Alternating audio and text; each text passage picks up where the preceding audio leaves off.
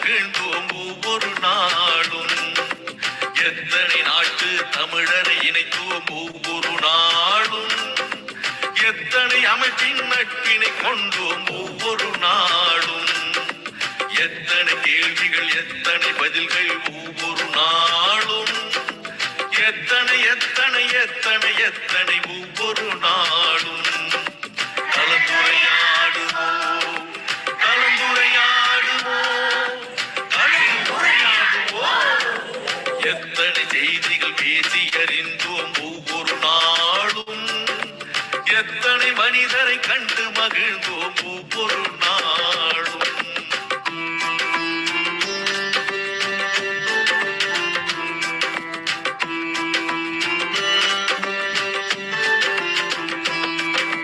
திருக்குறள் வாழ்த்து பாடினோம், இசை தமிழ் பாடலும் பாடினோம்.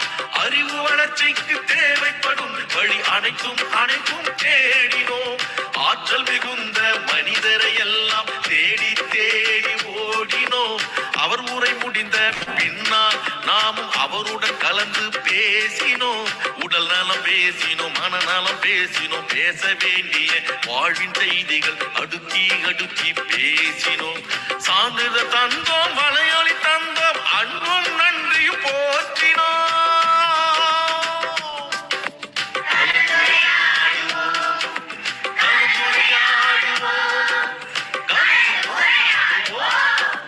எத்தனை செய்திகள் பேசி அறிந்தோம் ஒவ்வொரு நாளும். எத்தனை மனிதரை கண்டு மகிழ்ந்தோம் ஒவ்வொரு நாள்.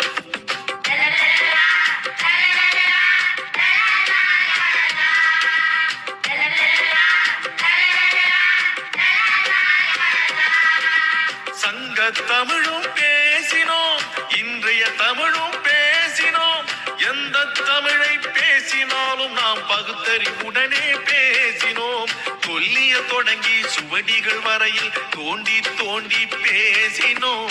பெண்ணிய தொடங்கி சூழ்நிலை வரையில் ஆய்ந்து தோய்ந்து பேசினோம். கவிதைகள் பாடினோம், கதைகளும் கூறினோம். பட்டிமன்றத்து நிகழ்வுகள் கூட பார்த்து பார்த்து பேசினோம். பிள்ளைகள் தொடங்கி பெரியவர் வரையில் இணைப்புரை தந்து பேசினோம்.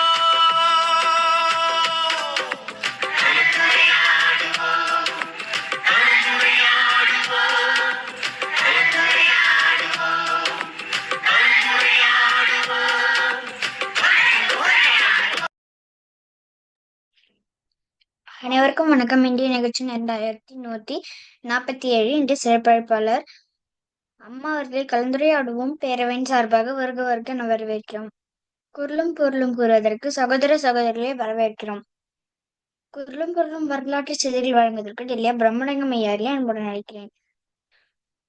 இசைப்பாடல் வழங்குவதற்கு செந்தமிழ் படகி பாகியலட்சுமி அம்மாவையும் தென்மொழி பண்ணை நீகவரசன் ஐயாவையும் அன்புடன் அழைக்கிறோம். நிகழ்ச்சியின் முதல் பகுதியாக இன்றைய குரல் கூறுவதற்கு குணமதி அக்காரில் அன்புடன் அழைக்கிறேன். அழைத்ததற்கு நன்றி. வணக்கம். அதிகாரம் 103 குடிசெயல் வகை. கருமம் செய்ய ஒருவன் கைதுவன் என்னும் பெருமையின் பெற்றுள்ளது. யாழ்வினையும் மாஞ்சரியும் என நீளம் குடி குடிசெயல் என்னும் ஒருவருக்கு தெய்வம் அடுத்து நண்பன் தரும். சுழாமல் தானே முடியும் தங்குடைய தானது உணர்ச்சி பார்க்கு. குற்றமலாய் குடி செய்து வாழ சுற்றமா சுற்றும் உலகு. நலன்மை என்பது ஒருக்கு தான் பெரிதமாக்கிக் கொள்ள. அமர்கட்டு வன்கணா போல தமருக்கு மாற்றம் விஷயப்பறி. குடிய செய்வார்க்கு இல்லை பருவம் மனிதது மானம் கருத கெடும். இடும்பிக்கை கொள்களும் கொல்லோ குடும்பத்தை குற்றம் அறிபான் உடம்பு. இடுக்கண்கள் கொன்ற வீடியும் மனத்து நல்ல கூடும். நன்றி. நன்றிங்க அக்கா. அடுத்ததாக ஷாலினி அக்காரில் அன்புடன் அழைக்கிறேன். அழைத்ததற்கு நன்றி. அனைவருக்கும் வணக்கம். அதிகாரம் 13 அடக்கமுடைமை. அடக்கம் அவருள் வீக்கும், அடங்காமை ஆறுள் வீத்துவிடும். காக்க பொருள அடக்கத்தை ஆக்கம் அதனிலங்கு இல்லை விருக்கு. செறிவறிந்து சீர்மை வைக்கும், அறிவறிந்து ஆட்சி அடங்க பெறி. நிலையின் தெரியாத அடங்கிய தோற்றம் நிலையின் தெரியாத அடங்கியான் தோற்றம் மலையினும் மான பெரிது. எல்லாருக்கும் நஞ்சாம் பணிதல் அவருள்ளும் செல்வர்க்கே செல்வம் தகித்தே. நன்றி. நன்றிங்க அக்கா. அடுத்ததாக சுவாதி அக்காரில் அன்புடன் அழைக்கிறேன். நன்றி. அனைவருக்கும் வணக்கம். அதிகாரம் 60 ஊக்கம் உடைமை. உடையர் எனப்படுவது ஊக்கம் அஃதிலார் உடையது உடையாரோ மற்ற. உள்ளம் உடைமை உடைமை பொருளுடைமை நில்லாது நீங்கிவிடும். ஆக்கம் இழந்தேம் என்று அல்லவா ஊக்கம் ஒருவந்தம் கைக்குடையார். ஆக்கம் அசைவிலாய் செல்லும் அசைவிலா ஊக்கம் உடையார் உலை. வெள்ளத்து அணையார் மலர் நீட்டம் மாந்தர்த்தம் உள்ளத்து அணையது உயர்வு. அனைவருக்கும் நன்றி, வணக்கம். நன்றிங்க அக்கா. அடுத்ததாக தர்ஷினி அக்கா இல்லையா என்பதை நினைக்கிறேன். தர்ஷினி இல்லை. ஸ்ரீவசோதி அக்கா இருக்காங்க, அப்புறம் தேவசேனா அக்கா இருக்காங்க, அப்புறம் ஜனனி அக்கா இருக்காங்க. 3 பேரையும் கூப்பிடுங்க. அடுத்ததாக தேவசேனா அக்கா இல்லையா என்பதை நான் அழைக்கிறேன். தேவசேனா இல்ல, ஸ்ரீவசோதி அக்கா நாளையில இருந்து கூட்டிட்டு வரேங்க. ஜீவஜோதி. அடுத்ததாக அனைவருக்கும் ஜீவஜோதி வணக்கம். அக்கா இல்லையா என்பதை நினைக்கிறேன். அழைப்பதற்கு நன்றி. அதிகாரம் 11 செய் நன்றி அறிதல். செய்யாமல் செய்த உதவிக்கும் வயமும் வானகமும் ஆற்றல் அரிது. காலத்தினால் செய்த நன்றி சிறிதெனின் ஞானத்தின் மான பெரிது. பயன்தூக்கா செய்த உதவி நைந்தூக்கி நன்மை கடலின் பெரிது. தினத்துணை நன்றி செய்யினும் பணித்துணையா கொள்வார் பயன் தெரிவார். உதவி வரைத்தென்று உதவி உதவி செய்யப்பட்டார் சால்பின் வரைத்து. நன்றி. நன்றிங்க அக்கா. அடுத்ததாக ஜனனி ஆகல என்பதை நினைக்கிறேன். அதிகாரம் 2 அதிகாரம் 2 வான் சிறப்பு. வாங்கிட்டு வண்ணொருங்கு வழிவல்ல தாழாலும் என்ன மாட்டு துப்பார்க்கு. துப்பாக்கு துப்பாய துப்பாக்கி துப்பாக்கு துப்பாய தூமையே வெண்டிண்டு பைப்பி விருந்தி உழு உழுக்கிட்டு நின்று பசி ஏரின்.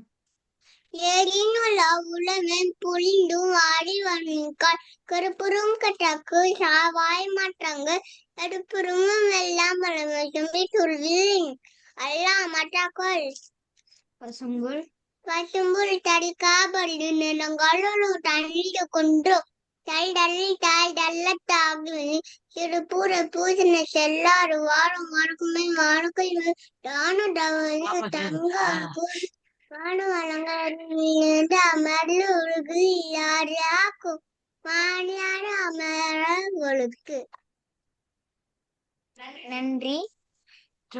அடுத்ததாக குரலும் பொருளும் வரலாற்று செய்திகள் வழங்குவதற்கு டெல்லியா பிரம்மணிகம் ஐயார்களே அன்புடன் நினைக்கிறேன். அழைத்ததற்கு நன்றி இஸ்மான். இன்றைய நிகழ்வின் குரல் தீநட்பு அதிகாரத்தினுடைய 7வது குரல். நகை வகையராகிய நட்பின் பகைவரால் 10 எடுத்த கோடி வரும். சிரித்து பேசி நடிப்பவர்களின் நட்பை காட்டிலும் பகைவர்களால் ஏற்படும் துன்பம் 10 கோடி மடங்கு நன்மையானது என்று கருதப்படும். சிரித்து செல்லும் இயல்பினராகிய நட்பை காட்டிலும் பகைவரால் வருவன 10 கோடி மடங்கு நன்மையாகும். இனி வரலாற்றில் இன்று மே மாதம் 12ஆம் நாள். இதே நாளில்தான் 907ஆம் ஆண்டு சீனாவில் 300 ஆண்டு கால ஆட்சியின் பின்னர் தாங் அரச மரபு ஆட்சி எழுந்தது.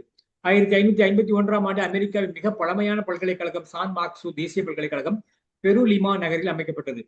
1784ஆம் ஆண்டு செப்டம்பர் 3 எழுதப்பட்ட பாரிஸ் உடன்படிக்கை அமலுக்கு வந்தது. 1888ஆம் ஆண்டு தென்கிழக்காசியாவில் வடக்கு போர்னியா பிரித்தானியாவின் நேரடி ஆட்சியின் கீழ் வந்தது.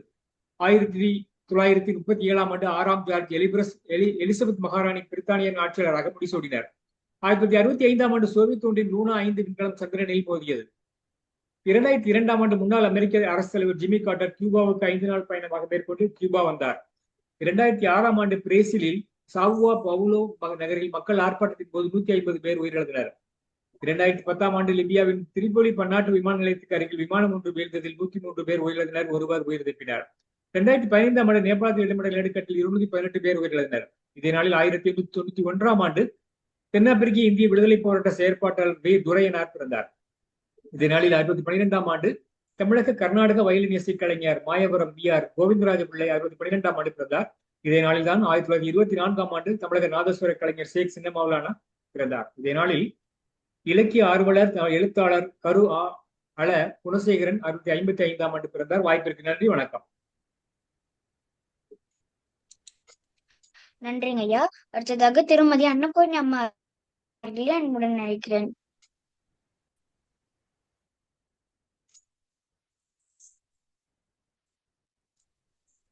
அழைத்ததற்கு நன்றி அப்பா. இன்று தம்பி தங்கைகளை பற்றி குழந்த பாட்டு. தம்பி மகிழ்ந்து விளையாட தகுந்த பொருளை தந்துவிடு, வம்பு தும்பு செய்யாமல் விழிப்பாய் சேர்ந்து விளையாடு. தங்கை சிரித்து விளையாட தமிழில் இனிய இசை பாட, எங்கும் என்றும் உதவிடுவாய் எழுகின்ற ஐயத்தை தீர்த்திடுவாய். பாப்பா அழுதால் சிரிப்பூட்டு, பசியாயிருப்பின் உணவூட்டு, காப்பாய் தம்பி தங்கைகளை கனிவாய் பெற்றோர் சொற்கேட்டு. நன்றி அப்பா. ஐயா நான் ஒரு இசை பாடல் பாடுவாங்க ஐயா. பாடுங்க பாடுங்க சுவாதி, தொடர்ந்து வாங்க. புத்தன் இயேசு காந்தி பிறந்தது பூமியில் எதற்காக? தோளா ஏழை நமக்காக. கங்கை யமுனை காவிரி வைகை ஓடுவதற்காக. நாளும் உழைத்து தாகம் எடுத்த தோழர்கள் நமக்காக. கேள்வி குறிப்போல் முதுகு வலி உழைப்பது எதற்காக? மானம் ஒன்றே பெரிதென பிழைக்கும் நமக்காக. புத்தன் இயேசு காந்தி பிறந்தது பூமியில் எதற்காக? தோளா ஏழை நமக்காக. நிழல் வேண்டும் போது மரம் ஒன்று உண்டு, பகை வந்த போது துணை ஒன்று உண்டு, இருள் வந்த போது விளக்கொன்று உண்டு, எதிர்காலம் உண்டு எல்லோர்க்கும் உண்டு. உண்மை என்பது என்றும் உள்ளது, தெய்வத்தின் மொழியாகும். நன்மை என்பது நாளை வருவது, நம்பிக்கை ஒளியாகும்.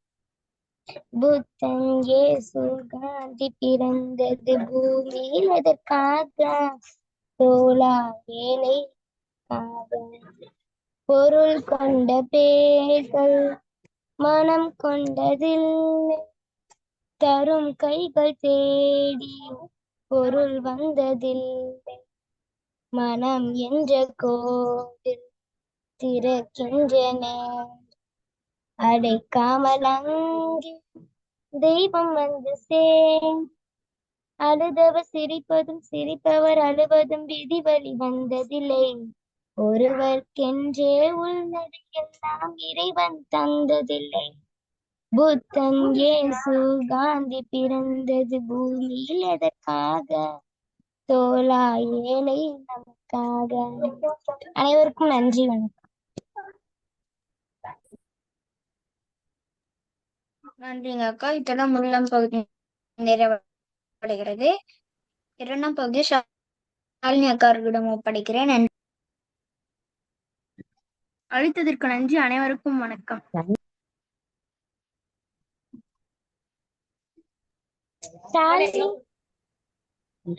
இரண்டாம் பகுதியை ஜானகி சுவாதி எடுத்துப்போ. சுவாதி தான் விரும்புறாங்க அந்த சிறப்பாளிப்பாளர். சுவாதியை நீ படிச்சுமா, தப்பு இல்லாம படி. அனைவருக்கும் வணக்கம். கலந்துரையாடுவோம். பேரவை தமிழ்நாடு நடத்தும் இளைஞர் களம் நிகழ்வு எண் 2147, நாள் 12/5/2026, செவ்வாய்க்கிழமை. திருவள்ளுவர் ஆண்டு 2057. சிறப்பழைப்பாளர் நெல்லை சிகரம் கு. ஜானகி அம்மா அவர்கள். பகுத்தறிவு சிந்தனையாளர், ஆசிரியர். சிறந்த கருத்தாளர், ஊக்குவிப்பாளர். மேடை நிகழ்ச்சி தொகுப்பாளர். மாற்று சிந்தனையாளர். சிகரம் தொட்ட ஆசிரியர் விருது பெற்றவர் 2006. மக்கள் ஆசிரியர் விருது பெற்றவர் 2024. மங்கையர் திலகம் விருது பெற்றவர் 2026. லக்ஷ்மண் கல்வி அறக்கட்டளை சென்னை மூலம் உமன் எம்பவர்மெண்ட் விருது பெற்றவர் 2022. தமிழ்நாடு ஆரம்ப பள்ளி ஆசிரியர் கூட்டணியில் கீழ்பெண்ணாத்தூர் வட்டார பொருளாளர். ஸ்டார் லேடிஸ் கிளப் இயக்குனர்களின் ஒருவர். சாரண சாரணிய இயக்கத்தின் பயிற்சியாளர். கலந்துரையாடுவோம் பேரவை நிகழ்ச்சியின் தொடர் வருகையாளர் அம்மா அவர்கள். இன்று பேச எடுத்துக்கொண்ட தலைப்பு இணையமும் இளைஞர்களும். அம்மா தாங்கள் 6 மணி வரை உரையாற்றினோம். அம்மா பாருங்களேன். ஆரம்பிக்கலாமா? ஆரம்பிக்கலாம்மா. ஓகேம்மா. தித்திக்கும் தேனாய் தெவிட்டாத அமுதாய் என்றென்றும் இருக்கின்ற என்னுடைய தாய் தமிழுக்கும், உடலுக்கு தேவை உயிர், உயிருக்கு தேவை சுவாசம், அந்த சுவாசத்தையே இணையமாக கொண்டிருக்கின்ற நம்முடைய கலந்துரையாடும் பேரவை இணையத்தில் தமிழை உயிர் மூச்சாக கொண்டிருக்கும் ஆன்றோர்கள், சான்றோர்கள் மற்றும் இதன் பின்னாலிருந்து வேலை செய்து கொண்டிருக்கின்ற அனைத்து நண்பர்களுக்கும், இதில் ஒவ்வொரு நாளும் தவறாமல் கலந்து கொண்டிருக்கின்ற ஆளுமைகள் அத்தனை பேருக்கும் மற்றும் மாணவர்கள், மாணவிகள், முன்னாள் இளைஞர்கள், நாளை இளைஞர்கள், இன்றைய இளைஞர்கள் மற்றும் என்னுடைய தோழி எமிமா ஆசிரியர் அவர்களுக்கும் மற்றும் அருண் ஐயா எங்களுடைய பேரவை நண்பர், இந்திய பேரவை நண்பர் அவர்கள் இங்கு இணைந்திருக்கிறார். அவர்களுக்கும் என்னுடைய மனமார்ந்த வாழ்த்துக்களையும் நன்றியும் தெரிவித்துக் கொள்கிறேன். இன்று நான் பேச இருக்கும் தலைப்பு இணையமும் இளைஞர்களும். அதாவது தலைப்பை கேட்ட உடனே நமக்கு என்ன தோணும் அப்படின்னா, இந்த இணையத்தை இளைஞர்கள் சரியாக பயன்படுத்துகிறார்களா என்ற கேள்வி எல்லோருக்கும் வரும். எனக்கு என்னுடைய கண்ணோட்டத்தில் இந்த இளைஞர்கள் சரியாக பயன்படுத்துகிறார்கள் என்ற எண்ணத்தில் தான் இந்த வாய்ப்பை நான் கேட்டிருக்கிறேன். முகமறியா உறவுகளை முகமறிய செய்த முகநூலையும் அறிமுகம் செய்தது முதலில் இளைஞர்கள் தான். வாழ்த்து சொல்ல மறந்த வாழ்க்கையிலே வாழ்த்து சொல்லித்தந்த வாட்ஸ்அப்பையும், ஊடகங்கள் சொல்ல முறைத்த உண்மையை உலகறிய செய்த யூடியூப்பையும், திறமைக்கு தளம் தந்த வலைதளங்களை முதலில் பயன்படுத்தியவர்களும் இளைஞர்கள் தான். இணையில்லா உறவுகளை இந்த இணையத்தின் மூலமாக இணைத்திருக்கும் இளைஞர்களுக்கும் என்னுடைய பணிவான வணக்கத்தையும் வாழ்த்துக்களையும் தெரிவித்துக் கொள்கிறேன். எதிர்கால இந்தியா இளைஞர்கள் கையில். விவேகானந்தர் சொல்லுகிறார், என்னிடம் 100 அறிவுள்ள ஆற்றலுள்ள தேசப்பற்றுள்ள இளைஞர்களை என்னிடம் தாருங்கள், நான் இந்தியாவையே மாற்றி காட்டுகிறேன் என்று கூறுகிறார். அதாவது இளைஞர்களின் சக்தி மிக அளப்பரியது. அவர்களால் சிந்திக்கவும் முடியாது, அவர்களைப் போல் நம்மால் சிந்திக்கவும் முடியாது, செயல்படவும் முடியாது. ஏறக்குறைய இளைஞர்கள் அதிகமாக இருக்கக்கூடிய நாடுகளின் பட்டியலில் இந்தியா முதலிடம் பிடிக்கிறது. ஏறக்குறைய 25 to 35 வயது வரைக்கும் இருக்கக்கூடிய இளைஞர்கள் இந்தியாவில் அதிகமாக இருக்கிறார்கள். மொத்தத்தில் 75% இன்று இளைஞர்களே நம்முடைய நாட்டில் அதிகமாக இருக்கிறார்கள். 140 கோடி மக்களில் 130 கோடி மக்கள் இன்று ஆண்ட்ராய்டு போனை பயன்படுத்துகிறார்கள்.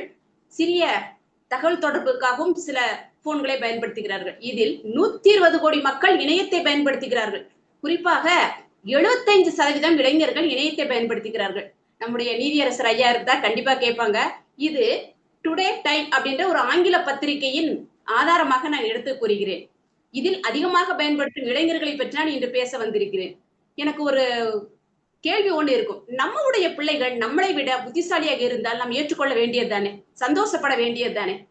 தாமஸ் ஆல்வா எடிசன் தன் தாய் எனும் ஆசிரியரிடம் செலவு செய்த நேரம் பயனுள்ளதாக இருந்தது எனில், ஐன்ஸ்டீன் தன்னுடைய ஆய்வகத்திலே தன்னுடைய நேரத்தை செலவு செய்தது சரியாக இருந்தது எனில், அப்துல் கலாம் நூலகத்திலே தன்னுடைய நேரத்தை செலவு செய்தது சரியாக இருந்தது எனில், நம்முடைய இந்த கலந்துரையாடும் பேரவை இன்று இணையத்திலே தினமும் 1.5 மணி நேரம் செலவு செய்யும் நேரம் சரியாக இருந்தது எனில், அதே போல் இன்றைய இளைஞர்களும் இந்த இணையத்திலே செலவு செய்யும் நேரம் சரியாகத்தான் இருக்கும் என்று நம்பிக்கையோடு கூறுகிறேன். அது மட்டுமல்ல, இன்று ஒரு வேலைக்கு நாம் சென்றால் கூட இளைஞர்களின் பெயர், முகவரி எல்லாம் போக அதில் எக்ஸ்ட்ரா குவாலிஃபிகேஷன் என்ற ஒரு களம் இருக்கும். அந்த களத்துல என்ன ஃபில் பண்ணுவோம் நாம? ஒண்ணு கம்ப்யூட்டர் நாலேஜ், அடுத்த டெக்னிக்கல் ஸ்கில்.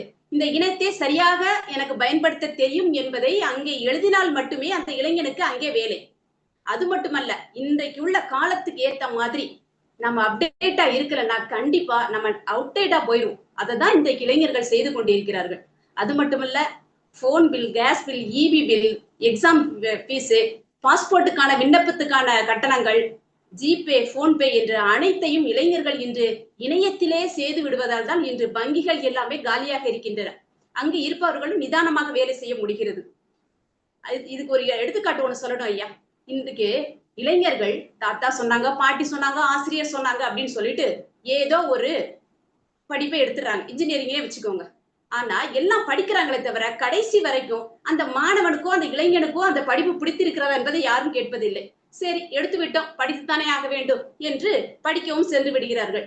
அங்கே முட்டி மோதி பல மேடு பள்ளங்களை தாண்டி அந்த வங்கியில் சென்று கல்வி கடனாக வாங்கி தான் இன்று நிறைய மாணவர்களும் இளைஞர்களும் தன்னுடைய ஒரு பட்டத்தையாவது முடிக்க வேண்டும் என்ற எண்ணத்தில் படித்துக் கொண்டிருக்கிறார்கள்.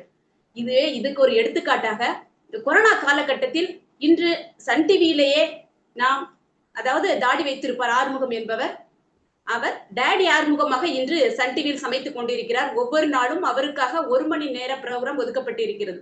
அவருடைய மகன் கோபிநாத் அவர் தன்னுடைய இணையத்திலே அவர் என்ன சொல்றாரு, நான் என்னுடைய கல்வி கடனை என்னால் கட்ட முடியவில்லை என்ற ஒரு தகவலை அங்கே பரப்புகிறார். வங்கிக்காரர்களும் கழுத்தை நெரிக்கிறார்களை கட்டாயம் கட்டிதான் ஆக வேண்டும் என்று. அந்த கொரோனா காலகட்டத்திலே இன்ஜினியரிங் முடித்துவிட்டு 2 வருடங்கள் யாருக்கும் வேலை இல்லை. என்ன செய்வார்கள்? அப்பொழுது அவருடைய தந்தையார் வந்து அழகாக சுவையாக ஒரு நாட்டுக்கோழி குழம்பு அடிச்சு வச்சு அவங்களுக்கு அவரோட நண்பர்களுக்கும் கொடுக்குறாங்க. அப்ப அந்த இளைஞர்களுக்கு ஒரு தோன்றிய விஷயம் என்னன்னா, இந்த பதிவை நாம் இணையத்தில் பதிவிட்டால் என்ன என்று அவர்கள் செய்த அந்த சமையலை முதலாக, அதாவது வில்லேஜ் ஃபுட் ஃபேக்டரி அப்படின்ற ஒரு யூடியூப் சேனல் ஆரம்பிச்சு அதுல பதிவிடுறாங்க. அவங்களுக்கு முதல்ல போகும்போது கொஞ்சம் பயமாவும் இருக்குது. ஆனால் நம்முடைய இளைஞர்கள் அதை கையில் எடுத்துக்கொண்டு பல மில்லியன் கணக்கான வியூஸ் சென்று விடுகிறது.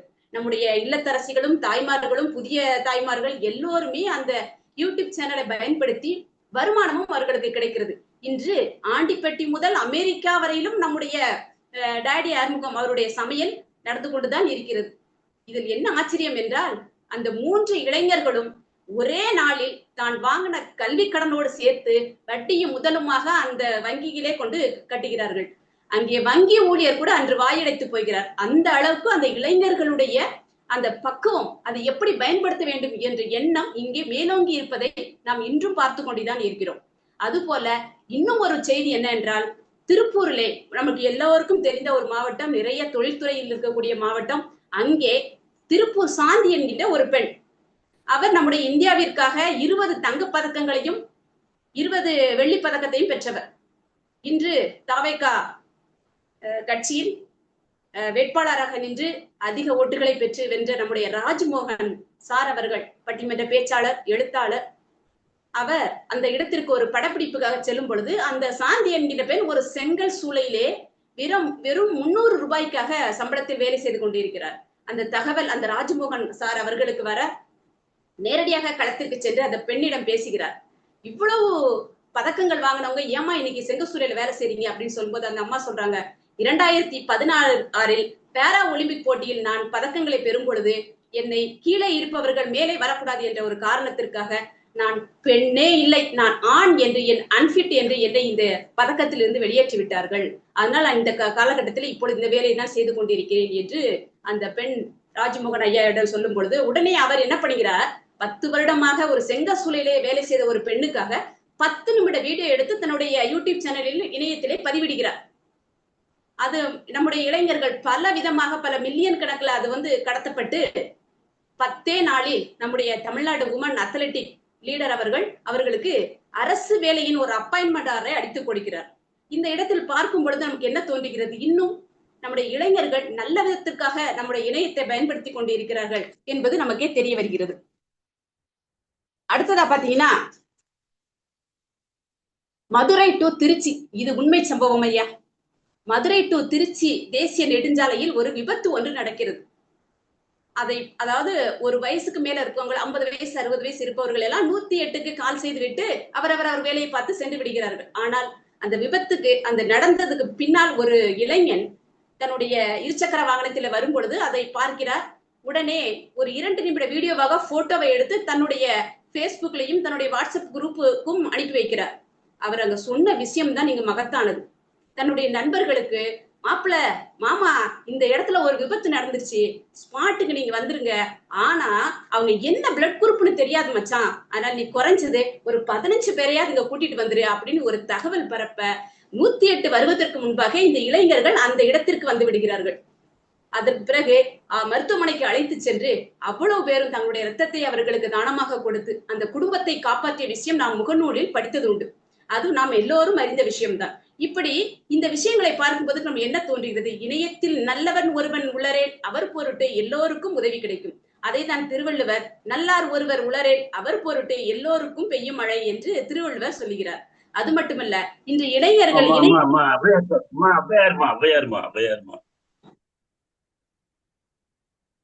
ஓகே, நன்றி ஐயா. இவராக இணையத்தில் இளைஞர்கள் தன்னுடைய சாதனைகளை செய்து கொண்டு இருக்கிறார்கள். நம்முடைய கண்ணோட்டத்தில் என்ன பண்ணிட்டு இருக்காங்க எப்ப பார்த்தாலும் போன்ல அப்படின்ற ஒரு கண்ணோட்டம் எல்லோருக்குமே இருந்து கொண்டிருக்கிறது. அதாவது இணையத்துல இருப்பதால் தான் ஒரு மருத்துவமனைக்கு ஒரு இளைஞன் செல்கிறான் என்றால் அங்கே என்ன சிறப்பு, அதாவது ஒரு வீடியோ எடுக்கிறாங்க அப்படின்னா அந்த அந்த மருத்துவமனையில் என்ன சிறப்பாக இருக்கும் என்று யோசிக்கிறார்கள். இதே மாதிரி நிறைய பயனுள்ள விஷயங்களை செய்து கொண்டிருக்கிறார்கள். இந்த மருத்துவமனைக்கு வாருங்கள், நீங்கள் புற்றுநோய்க்காக மிக எளிய குறைந்த செலவில் உங்களை சிகிச்சை எடுத்துக்கொள்ளலாம் என்ற ஒரு வீடியோ எத்தனையோ பேருக்கு பயனுள்ளதாக மாறுகிறது. ஒரு உணவகத்துக்கு சென்றாலும் அங்கே இந்த ஹோட்டல் செல்க, உணவு அற்புதமாக இருக்கிறது, குறைந்த விலையில் கிடைக்கிறது, அதற்கும் ஒரு இணையத்தில் பதிவிடுகிறார்கள். எங்கேயாவது ஒரு பேக்கரிக்கு, ஒரு ஸ்வீட் கடைக்கு செல்லும் போது கூட அங்கே எந்த பொருளும் வாங்காதீர்கள், அங்கே 0 கார்ப்ஸ் 0 சுகர் என்று பொய்யாக ஒரு விளம்பரம் ஒன்று இருக்கிறது. அதை நாம் கலப்படமாக இருக்கிறது, அதை நாம் வாங்கி சாப்பிடும் பொழுது ரத்தத்தில் சர்க்கரையின் அளவை அதிகமாக்கிவிடும், தயவு செய்து அதை யாரும் உண்ண வேண்டாம் என்று இணையத்தில் பதிவிடும் அந்த சிறு சிறு அந்த குறுஞ்செய்திகள் இன்று நமக்கு ஒரு விழிப்புணர்வு ஏற்படுத்துமாகவும் வழிகாட்டியாகவும் இருக்கிறது. அது மட்டுமல்ல, எங்கோ ஒரு இளைஞன் இணையத்தில் பதிவிடும் ஒரு செய்தி எத்தனையோ குழந்தைகளுக்கு வாழ்க்கை கிடைத்திருக்கிறது, எத்தனையோ குழந்தைகளுக்கு கல்வி உதவித்தொகை கிடைத்திருக்கிறது, எங்கோ ஒரு உயிர் காப்பாற்றப்படுகிறது. அது மட்டுமல்ல, காலை எழுந்தவுடன் சோர்வாக இருக்கும் நமக்கு சில காலை செய்திகளை பார்த்தவுடன் இன்றுதான் நாம் புதிதாக பிறந்தோம் என்ற எண்ணத்தோடு நம்மளை வேலை செய்ய விடுகிறது. அதுபோல இன்று 10வது 12ஆம் வகுப்பு மாணவிகள் மிகவும் சோர்வாக, நம்ம மார்க் குறைந்து விட்டோம், மதிப்பெண் கம்மியாக எடுத்து விட்டோம், வீட்டில் ரொம்ப அதிகமாக நம்ம பேச்சு வாங்கி கொண்டு இருக்கிறோம், என்ன செய்வது, நாம் இதோட இருக்கக்கூடாது என்று சாவின் விளிம்பில் செல்லக்கூடிய ஒரு மாணவிக்கு காலையிலே வரக்கூடிய அந்த குறுஞ்செய்தி அவர்களை அந்த இடத்திலிருந்து வெளியே கூட்டிட்டு வர்றதுக்கான ஒரு வாய்ப்பாக இருக்குது. எல்லாம் சொல்றாங்க, யாருக்காக உன் வாழ்க்கையை விட்டு கொடுக்காதே, எல்லோரும் இங்க நல்லவர்களும் இல்லை, நீ கெட்டவளும் இல்லை என்ற ஒரு சின்ன சின்ன செய்திகள் அவர்களை நாம் இன்றுதான் பிறந்தோம் என்ற ஒரு நிகழ்ச்சியை எடுத்துக்கொண்டு அந்த சாவியின் விளிம்பிலிருந்து காப்பாற்றிய மாணவர்களும் எக்கச்சக்கமாக இருக்கிறார்கள். இதைத்தான் இந்த இளைஞர்கள் இந்த இணையத்தில் செய்து கொண்டிருக்கிறார்கள். அது மட்டுமல்ல, இன்று IPS, IAS, நீட், TNPSC எல்லா போட்டித் தேர்வுகளையும் இந்த இளைஞர்கள் அந்த இணையத்தின் மூலமாக படித்து டிஜிட்டல் புக் வேல்யூ அப்படின்னு சொல்லக்கூடிய அந்த புத்தகங்களையும் லைப்ரரியும் பயன்படுத்தி அதிகமான மார்க்குகளை பெற்று இந்த சமூகத்திற்கு மிகப்பெரிய பங்களிப்பையும் செய்து கொண்டுதான் இருக்கிறார்கள். எத்தனை இளைஞர்கள், அது மட்டுமா, எத்தனை இளைஞர்கள் ME படித்துக்கொண்டு MA MPhil முடித்துக்கொண்டு கோல்டு மெடல் வாங்கின இளைஞர்கள் கூட இன்று வேலை வாய்ப்பு இல்லாமல் இருக்கிறார்கள். அவர்கள் இந்த இணையம் மட்டும்தான் படித்தவர்கள் படிக்காதவர்கள் என்ற பாகுபாடு இல்லாமல் அவர்களுக்கான திறமைக்கு ஏற்றாற்போல் ஒரு தளமாக அமைகிறது. அது மட்டுமல்ல, தன் தாயின் திறமை, தன் தாய் நன்றாக சமைக்கிறாள் என்றால் அதை வீடியோவாக இந்த இணையதளத்தில் பதிவிடுகிறார்கள். தன்னுடைய தம்பி அற்புதமாக அழகாக சிலம்பம் சுற்றுகிறான் என்றால் அதையும் இங்கு வீடியோவாக பதிவிடப்படுகிறது. அனைத்தும் இன்று நம்முடைய குடும்பங்களுக்கும் கிடைக்கிறது. அது மட்டுமல்ல, இன்றைய காலகட்டத்தில் ஒரு 25 வயது ஒரு இளைஞனாக இருப்பது எவ்வளவு சிரமம் என்பது நமக்கு எல்லோருக்கும் தெரிந்தது. அதாவது ஒரு IT கம்பெனியில வேலைக்கு போனா கூட அந்த இளைஞனுக்கு முன்னால் பிறந்தால் அக்கா, பின்னால் பிறந்தால் தங்கை, அந்த இருவருடைய திருமணத்தை செய்ய வேண்டும், முடித்து கொடுக்க வேண்டும், தன்னுடைய அப்பா வாங்கி வைத்திருக்கும் கடனை எல்லாம் அடைக்க வேண்டும், தன் அம்மாவின் மருத்துவ செலவை பார்க்க வேண்டும், இதையெல்லாம் முடித்து 30 வயதில் சொந்த வீடு வாங்க வேண்டும். இதையெல்லாம் முடிச்சுட்டு அவங்க திரும்பி பார்க்கும்போது கண்டிப்பா மிகப்பெரிய கேள்விக்குறியா தான் இருக்கிறது நம்ம இளைஞர்களுடைய வாழ்க்கை. ஆனா நம்ம என்ன பண்றோம், மொத்தமா என்ன சொல்லிடுறோம், இந்த இளைஞர்கள் மோசமானவர்கள் என்று பொதுவான ஒரு விஷயத்தை செய்து கொண்டிருக்கிறோம். அது மட்டுமல்ல, இந்த விஷயத்துல ஒரு கதை சொல்லணும் அப்படின்னு சொல்லிட்டு எனக்கு தோணுது. மகாபாரதத்துல துரோணாச்சாரியர் அவருடைய சீடர்களா இருக்கக்கூடிய அர்ஜுனனையும் துரியோதனனையும் கூப்பிட்டு உலக அறிவு என்ற ஒரு பாடத்தை நடத்தி கொண்டிருக்கும் போது, நீங்க உலக அறிவை கற்றுக்கொள்ள வேண்டுமானால் நேரடியாக உலகத்திற்கு தான் செல்ல வேண்டும், அங்கே இருக்கக்கூடிய மக்களோடு மக்களாக பழகினாதான் நீங்க எல்லாவற்றையும் கற்றுக்கொள்ள முடியும் என்று அனுப்புகிறார். 5 நல்லவர்களையும் 5 கெட்டவர்களையும் அழைத்து வாருங்கள் என்று கூறுகிறார். முதலில் துரியோதனன் நகரத்துக்கு செல்கிறார். அங்கே நகரத்துக்கு சென்று ஒவ்வொருவராக பேசி பழகும் பொழுது ஒருவன் நல்லவன், ஆனால் இவன் கோபம் அதிகமாக வருகிறது. இன்னொருவன் நேர்மையாக இருக்கிறான், ஆனால் பொய் சொல்லுகிறான். ஒருவன் மற்றவர்களுக்கு உதவுகிறான், ஆனால் புகழை எதிர்பார்க்கிறான் என்று அவன் கண்ணில் பட்டவர்கள் அனைவரிடமும் குறையை மட்டுமே பார்க்கிறான் துரியோதனன். அடுத்ததாக அர்ஜுனன் நகரத்துக்கு செல்கிறான். அங்கே அந்த சந்தை போன்று இருக்கக்கூடிய ஒரு இடத்திலே நிறைய மக்களை சந்திக்கும் வாய்ப்பு கிடைக்கிறது. அவர் அங்க ஒரு ஆளை பாக்குறார், ரவுடி மாதிரி இருக்கிறார், ஆனால் எல்லாரும் அடிச்சு புடிச்சு அந்த பணத்தை வாங்கி மற்றவர்களுக்கு உதவக்கூடிய ஒரு நல்லவனாக இருக்கிறார். ஒருவன் ஏழையாக இருக்கிறான், ஆனால் தன்னுடைய வியாபாரத்தில் நேர்மையாக இருக்கிறான். ஒருத்தன் கோபக்காரனாக இருக்கிறான், ஆனால் நல்லவனாக இருக்கிறான். ஆக அவர் அர்ஜுனன் பார்க்கும் அனைவரிடமும் ஒரு நல்ல குணத்தை மட்டுமே பார்க்க முடிந்தது. இதனால் அதாவது இறுதியில் இருவரும் நம்முடைய குருவான துரோணாச்சாரியரிடம் வரும்பொழுது அவர் சிரித்துக் கொண்டே சொல்கிறார், உலகம் எப்படி இருக்கிறது என்பது முக்கியமல்ல, உலகம் எப்படி இருக்கிறது என்று முக்கியமல்ல, நாம் அதை எந்த கண்ணோட்டத்தில் பார்க்கிறோம் என்பதுதான் முக்கியம் என்று அவர் கூறுகிறார். இதில் இருந்து ஒரு விஷயத்தை நாம் தெரிந்து கொள்ள வேண்டும். இந்த கதையோட ஒரு நெறி என்ன அப்படின்னு சொன்னா, நல்ல மனம் கொண்டவர்கள் எல்லோரிடையும் நல்லதையே பார்ப்பார்கள், கெட்ட எண்ணம் கொண்டவர்கள் எல்லோரிடம் குறைகளையே பார்ப்பார்கள். இளைஞர்கள் என்றாலே அந்த தவறான கண்ணோட்டம் இன்று இந்த உலகத்திலேயே அனைவரோட மனதிலும் இருந்து கொண்டுதான் இருக்கிறது. நான் ஏற்கனவே சொன்னது போல அந்த 25 வயது கொண்ட ஒரு இளைஞன் தன்னுடைய விருப்பத்திற்கு படிக்க முடியவில்லை, விருப்பத்திற்கு ஏற்ற மாதிரி வேலை இல்லை, பெற்றோரோட வறுமை, இதையெல்லாம் தாங்கி கொண்டு ஒரு ஆட்டோ டிரைவர் முதல் இன்னைக்கு உணவை டெலிவரி செய்யக்கூடிய ஒரு இளைஞன் வரையிலும் எல்லோரும் இந்த இணையத்தை சரியாக பயன்படுத்துவதால் இன்று நிறைய வீடுகளில் அடுப்பெறிந்து கொண்டிருக்கிறது. அது மட்டுமல்ல, ஒரு இணையம் என்பது அது ஒரு மிகப்பெரிய கடல். அந்த இணையம் என்னும் கடற்கரையிலே குழந்தைகள் மணல் வீடு கட்டிக்கொண்டு விளையாடுகிறார்கள். அதில் முதியவர்கள், வயதானவர்கள் நடைப்பயிற்சி செய்கிறார்கள். அடுத்ததாக அதில் பெண்கள் கால் நனைக்கிறார்கள், ஆண்கள் அதுக்கு சற்று தூரம் சென்று குளிக்கிறார்கள். ஆனால் இளைஞர்கள் மட்டும்தான் அதில் ஆழ்கடல் வரை சென்று அதன் முத்துக்களை எடுக்கிறார்கள், இணையத்தை சரியாக பயன்படுத்துகிறார்கள் என்பதுதான் என்னுடைய பேச்சாக இங்கே இருக்கிறது. அது மட்டுமல்ல, ராமநாதபுரம் மாவட்டம் நமக்கு எல்லோருக்கும் தெரிந்தது, வறட்சியின் பிடியில் இருக்கக்கூடிய ஒரு மாவட்டம், எப்பவுமே வறண்ட மாவட்டமாக நாம் பேசுகிறோம். கொரோனா காலகட்டத்துல எல்லோருக்கும் அந்த மகாத்மா காந்தியோட 100 நாள் வேலை வாய்ப்பு திட்டம் கிடைக்கிறது. அங்கே ஒரு இளைஞன் என்ன பண்றான், அங்க வேலை செய்யாம பேசிட்டு இருக்கிறவங்கள வீடியோ எடுத்து, இங்க பாருங்க நீங்களாம் வேலை செய்யாம இருக்கிறீங்க அப்படின்னு சொல்லிட்டு வீடியோ எடுத்து அவங்களெல்லாம் பயமுறுத்துற மாதிரி பேசணும்னு அந்த ஊர் மக்களை எல்லாம் சேர்ந்து அந்த இளைஞனை, நீ இதுக்கு மேல இங்க இருக்கக்கூடாது, நீங்களாம் காட்டி கொடுத்துருவ அப்படின்னு சொல்லிட்டு திட்டி அனுப்பிடுறாங்க. அந்த இளைஞனுக்கு ரொம்ப மன கஷ்டமா போயிருக்கு. இருந்தாலும் அவர் ஒரு இன்ஜினியரிங் படிச்ச மாணவன் என்பதால் அவருடைய பெயர் பாத்தீங்க அப்படின்னா எமில் ராகவன் அப்படின்ற ஒரு இளைஞன். அவன் சவுத் ஆப்பிரிக்காவுக்கு ஒரு விசா எடுத்து தன்னுடைய வேலையின் காரணமாக சென்று விடுகிறார்.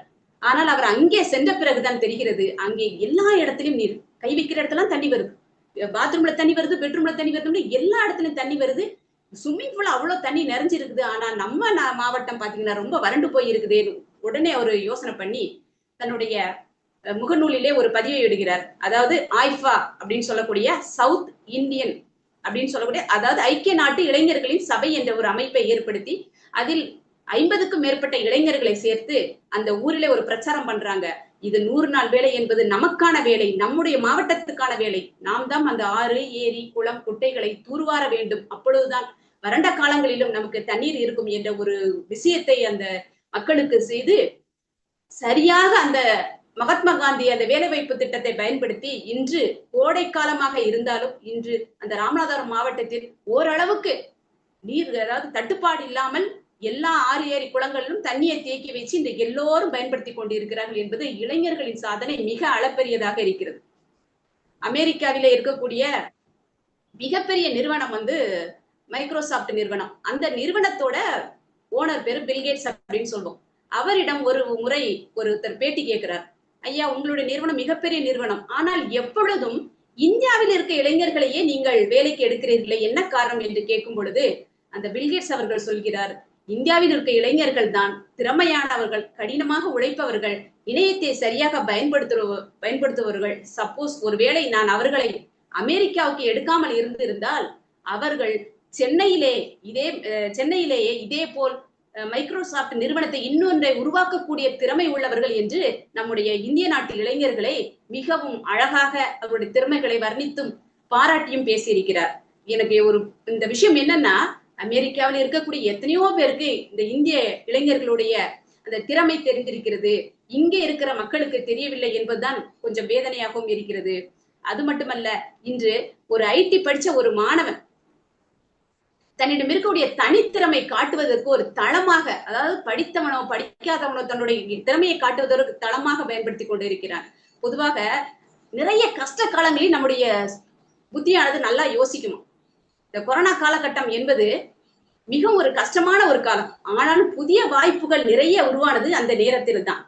அதாவது திருவள்ளுவர் சொல்லும் பொழுது, அடுக்கி வரினும் அழிவிலான் உற்ற இடுக்கண் இடுக்கட்படும் அப்படின்னு சொல்லிட்டு ஒரு திருக்குறள். அதுல என்ன சொல்றாரு அப்படின்னா, தொடர்ந்து துன்பங்கள் வரும்போதும் மனம் தளராமல் முயற்சி செய்பவரே துன்பத்தை தோற்கடிப்பார் அப்படின்னு சொல்லியிருக்காரு. அந்த மாதிரி அந்த காலகட்டத்துலதான் பாத்தீங்கன்னா நிறைய பேருக்கு டைம் கிடைக்குது. இப்ப என்ன பண்ணலாம் அப்படின்னு யோசிக்கும் போது நம்முடைய இளைஞர்கள் தான் ஆன்லைன் கல்வி, வீடியோக்கள், ஜூம் மீட்டு, கூகுள் மீட்டு, ஃபுட் டெலிவரி, இந்த மாதிரி நிறைய ஆப் என்று சொல்லக்கூடிய அப்ளிகேஷனை உருவாக்கி இந்த இணையத்திலே பதிவிடும் பொழுது அவர்களுக்கும் வேலை வாய்ப்பு கிடைக்கிறது. அந்த நேரத்தையும் சரியாக பயன்படுத்தி கொண்டிருக்கிறார்கள். இந்த கலந்துரையாடும் பேரவை இன்று 2147வது நிகழ்வை நடந்து கொண்டிருக்கிறது. இங்க இருக்கக்கூடிய ஆன்றோர்களும் சான்றோர்களும் இந்த இடத்திலே எக்கச்சக்கமான பேச்சாளர்களையும் அறிஞர்களையும் நிறைய பேரை அறிமுகப்படுத்தி இந்த பேசுவதற்கு வாய்ப்பை கொடுத்திருப்பது கூட இந்த இணையம் தான். ஆகையால் இந்த வேலையை செய்து கொண்டு இருக்கின்ற அனைவருமே இணையத்தை பயன்படுத்த தெரிந்த இளைஞர்கள் தான் என்று நான் இன்று பெருமிதத்தோடு சொல்ல ஆசைப்படுகிறேன். அது மட்டுமல்ல, நாளைய இளைஞர்களான பிள்ளைகள் சுவாதி, குரளமுது, ஸ்வான் போன்ற, ஜனனி போன்ற சிறு குழந்தைகள் வரையிலும் இன்று இணையத்தை சரியாக பயன்படுத்தி கொண்டிருக்கிறார்கள். அவர்களுக்கு தன்னுடைய வருங்காலத்திலே மிக சரியான ஒரு அடித்தளம் இந்த கலந்துரையாடும் பேரவை அவர்களுக்கு இந்த தளம் அவர்களுக்கு அமைத்து கொடுத்து கொண்டிருக்கிறது என்பது பாராட்டுதற்குரியது. அது மட்டுமல்ல, இந்த அவை, என்னுடைய அவை ரொம்ப அமைதியா இருக்கிறத பார்த்தா ஒரு ஆசிரியர் பேசுவது போலவும் மாணவர்கள் கவனித்துக் கொண்டு இருப்பது போலவும் இருக்கிறது. எனக்கு கொஞ்சம் கஷ்டமாகவே இருக்கிறது. என்னுடைய வகுப்பறையில் நேற்றைய இளைஞர்கள் இருக்கிறார்கள், நாளைய இளைஞர்கள் இருக்கிறார்கள், இன்றைய இளைஞர்களை காணோமே. இவ்வளவு நேரம் நான் கிணற்றிலிருந்து இறைத்த நீர் வாளில் ஊற்றாமல் தரையில் ஊற்றி கொண்டிருக்கிறவனோ என்ற ஐயம் எனக்குள்ளே வருகிறது. ஐயா, தங்களின் அனுமதியோடு ஆசிரியராக இல்லாமல் உங்களுடைய குறும்புக்கார ஒரு மாணவியாக பேச வேண்டும் என்று நினைக்கிறேன். இங்கே இருக்கக்கூடிய ஆன்றோர்களும் சான்றோர்களும் பெரியவர்கள், அதாவது நேற்றைய இளைஞர்கள் என்று கூறிவிட்டேன், அவர்களுக்கெல்லாம் உங்க காலம் எல்லாம் பொற்காலம் ஐயா. எப்படின்னு கேட்டீங்க அப்படின்னு சொன்னா, அந்த காலத்துல பொண்ணு கிடைக்கிறதா ரொம்ப ஈஸியா இருந்தது. இன்னும் நம்முடைய இணையத்தில் இருக்கக்கூடிய எத்தனை பேர் இருக்கிறாங்கன்னு தெரியல, அனைவருக்குமே பாத்தீங்கன்னா ஓரளவுக்கு 50 வயது 60 வயதை தாண்டியவர்கள், பணி நிறைவு பெற்றவர்கள். அன்று ஒரு பொண்ணு கொடுக்குறாங்க அப்படின்னு சொன்னா, இப்ப நம்ம நீதியரசர் ஐயா மாதிரி வீட்டுக்கு எல்லாம் பொண்ணு கொடுக்கும் போது என்ன தெரியுமா செஞ்சிருப்பாங்க, ஐயா அவர்கள் இந்த காலத்திலேயே இவ்வளவு அழகா இருக்கிறாங்க. நம்முடைய பிரபுநாகாயம் ஐயா சொல்லவே வேண்டாம், அவர் தாடியை மட்டும் எடுத்துட்டா எங்களுக்கு எல்லாம் அண்ணாதான். நம்முடைய திருக்குறள் காமராஜர் ஐயா அந்த முன்புருவலோடு கொஞ்சம் டை போட்டார்னா இன்னும் ஒரு பொண்ணு கிடைக்கும். அந்த அளவுக்கு இருக்கக்கூடிய ஒரு இளைஞர்கள் இருக்கக்கூடிய இந்த சபையிலே எங்களுடைய கருண் ஐயாவுக்கு சிரிப்பு வருது. ஐயா, நீங்களும் தான் ஐயா, இப்பொழுது சென்றாலும் நீங்கள் தாத்தா என்று உங்களை கூற மாட்டார்கள். எதற்காக கூறுகிறேன் என்றால், அன்று பெண் கிடைப்பது ஈஸியாக இருந்தது. ஒரு வீட்டிற்கு சென்றால் கூட, ஐயோ இந்த வீட்டுல இவ்வளவு புத்தகம் இருக்கிறதே, இந்த புத்தகத்தை எல்லாம் படித்திருந்தால் எவ்வளவு அறிவாளியாக இருப்பான் இந்த மாப்பிள்ளை என்று அவர்களாக பொண்ணு கொடுத்த காலம் எல்லாம் உண்டு. அது மட்டுமில்ல, ஒரு இளைஞனுக்கு 5-6 பெண்ணை நிறுத்தி வைத்து சுயவரம் போல உனக்கு பிடித்த பொண்ணை எடுத்துக்கொள், மாலையிட்டுக்கொள் என்று சொன்ன காலமும் உண்டு. ஆனால் இன்றைய இளைஞர்களுக்கு உங்களுக்கு அதாவது பொன்னான நேரம் எங்களுடைய இளைஞருக்கு போதாத காலமாயெல்லாம் இருக்குது. அது மட்டுமல்ல, இந்த இளைஞர்கள் அதாவது தன்னுடைய பொறுப்புகளை எல்லாம் செய்து முடித்து விட்டு திரும்பி பார்க்கும் பொழுதுதான் தெரிகிறது தன்னுடைய பர்ஸ்ல கேஷும் இல்ல, ஹெட்ல ஹேரும் இல்லைங்கய்யா. நினைச்சாலே கொஞ்சம் ஆச்சரியமாவும் கொஞ்சம் பயமாவும் இருக்குது. ஏன்னா இன்னைக்கு ஐடி கம்பெனியில வேலை செய்யக்கூடிய அனைத்து இளைஞர்களுடைய வாழ்க்கையும் இன்று கேள்விக்குறியாக தான் இருக்கிறது. இந்த இணையத்தில் இருக்கக்கூடிய எனக்கு ஒரு அண்ணன் இருக்கிறார், அதாவது பிரம்மநாகாயம் ஐயா அவர்கள் இன்று முகத்திலே இவ்வளவு கேசம் வைத்துக் கொண்டு இருக்கிறார். பாவம் ஐயா, எங்கள் இளைஞர்களுக்கு கொஞ்சம் கொடுத்தால் நாங்களும் ஒரு விக்காது ரெடி பண்ணி வச்சு எப்படியாவது ஒரு திருமணத்தை செய்து விடுவோம், கொஞ்சம் வெள்ளையாக இருந்தாலும் பரவாயில்லை, கலர் சாயம் போட்டால் செய்து விடுவோம் என்று கூறும் அளவுக்கு இங்கே இளைஞர்கள் நிறைய பேர் இருக்கிறீர்கள். மன்னிக்கவும், அதாவது அவை கொஞ்சம் கலகலப்பாக இருக்கும் என்பதற்காக பேசினேன் ஐயா. அது மட்டுமல்ல, அன்று புத்தகத்தை பார்த்து பெண் கொடுத்தவர்கள் இன்று மாணவன், அதாவது இளைஞன் பெண் பார்க்க வரும் பொழுது ஐடி கம்பெனில இருக்குன்னு சொல்றாங்க, கம்ப்யூட்டர் இருக்குன்னு சொல்றாங்க, ஐபோன் வச்சிருக்காருன்னு சொல்றாங்க, ஆனா இணையத்தை சரியா பயன்படுத்துறன்னு சொல்றாங்க. அதாவது மாப்பிள்ளை அப்டேட்டா தான் இருக்கிறாரு, ஆனாலும் எந்த நேரமும் இந்த லேப்டாப்பே கட்டிட்டு அழுகுறாரு, வேற யாரு கூடயாவது பேசிட்டு இருப்பாரோ அப்படின்ற அந்த நல்ல எண்ணம், ஏதாவது தப்பு பண்ணுவாரோ அப்படின்ற ஒரு மனப்பான்மை தான் இந்த உலகத்திலே இருக்கக்கூடிய இளைஞர் மேலே வருகிறது. தான் அறிவாளியா காமிப்பதற்கு கையில் எடுத்த ஆயுதம் தான் இந்த இணையம். எப்படியாவது தன் குடும்பத்தை ஒரு படி, ஏற்கனவே இருந்த நிலையிலிருந்து ஒரு படி மேலே வந்துவிட வேண்டும் என்று ஒவ்வொரு இளைஞரும் தன்னுடைய குடும்ப பொறுப்பை தோளிலே சுமந்து கொண்டு தன்னுடைய, அதாவது கல்யாணம் என்பது அந்த 30 வயதிற்குள்ளாக இருந்திருக்கும். இங்க இருப்பவர்கள் எல்லாருமே ஏறக்குறைய ஒரு 25 வயதில் திருமணம் முடித்து 30 வயதிலே ஒரு 5 வயது இல்ல 10 வயது பையனை சைக்கிள் வைத்து சுற்றியவர்கள் தான். உங்களுக்கு இந்த இளைஞர்களோட வாழ்க்கையெல்லாம் புரியாத ஐயா. அவர்கள் எல்லாம் இன்னைக்கு 35 வயது தான் தன்னுடைய வாழ்க்கையை தொடங்க போகும்பொழுது அவர்களுக்கு பயமே வருகிறது. என்னுடைய மகன் கூட சொல்லுவான், அம்மா எப்பொழுதுமே நீங்கள் பெண்களுக்காக பேசிக்கிட்டு இருக்கீங்களே, இந்த வாட்டி ஆண்களுக்காக பேசுங்களேன் என்று கேட்டதன் விளைவுதான் என்ன இளைஞர்களின் ஒவ்வொரு குணங்களையும் அவர்கள் படுற கஷ்டங்களையும் பார்த்து பார்த்து இன்று எனக்கு பேசுவதற்கு இந்த தலைப்பை நானே தேடி இருந்தேன். அடுத்ததாக பாத்தீங்கன்னா, நம்ம சின்ன வயசுல நிறைய கதை படிச்சிருக்கோம். அது 1வதுல இருந்து நிறைய கதைகள் படங்களாவுமே இருந்திருக்கும்.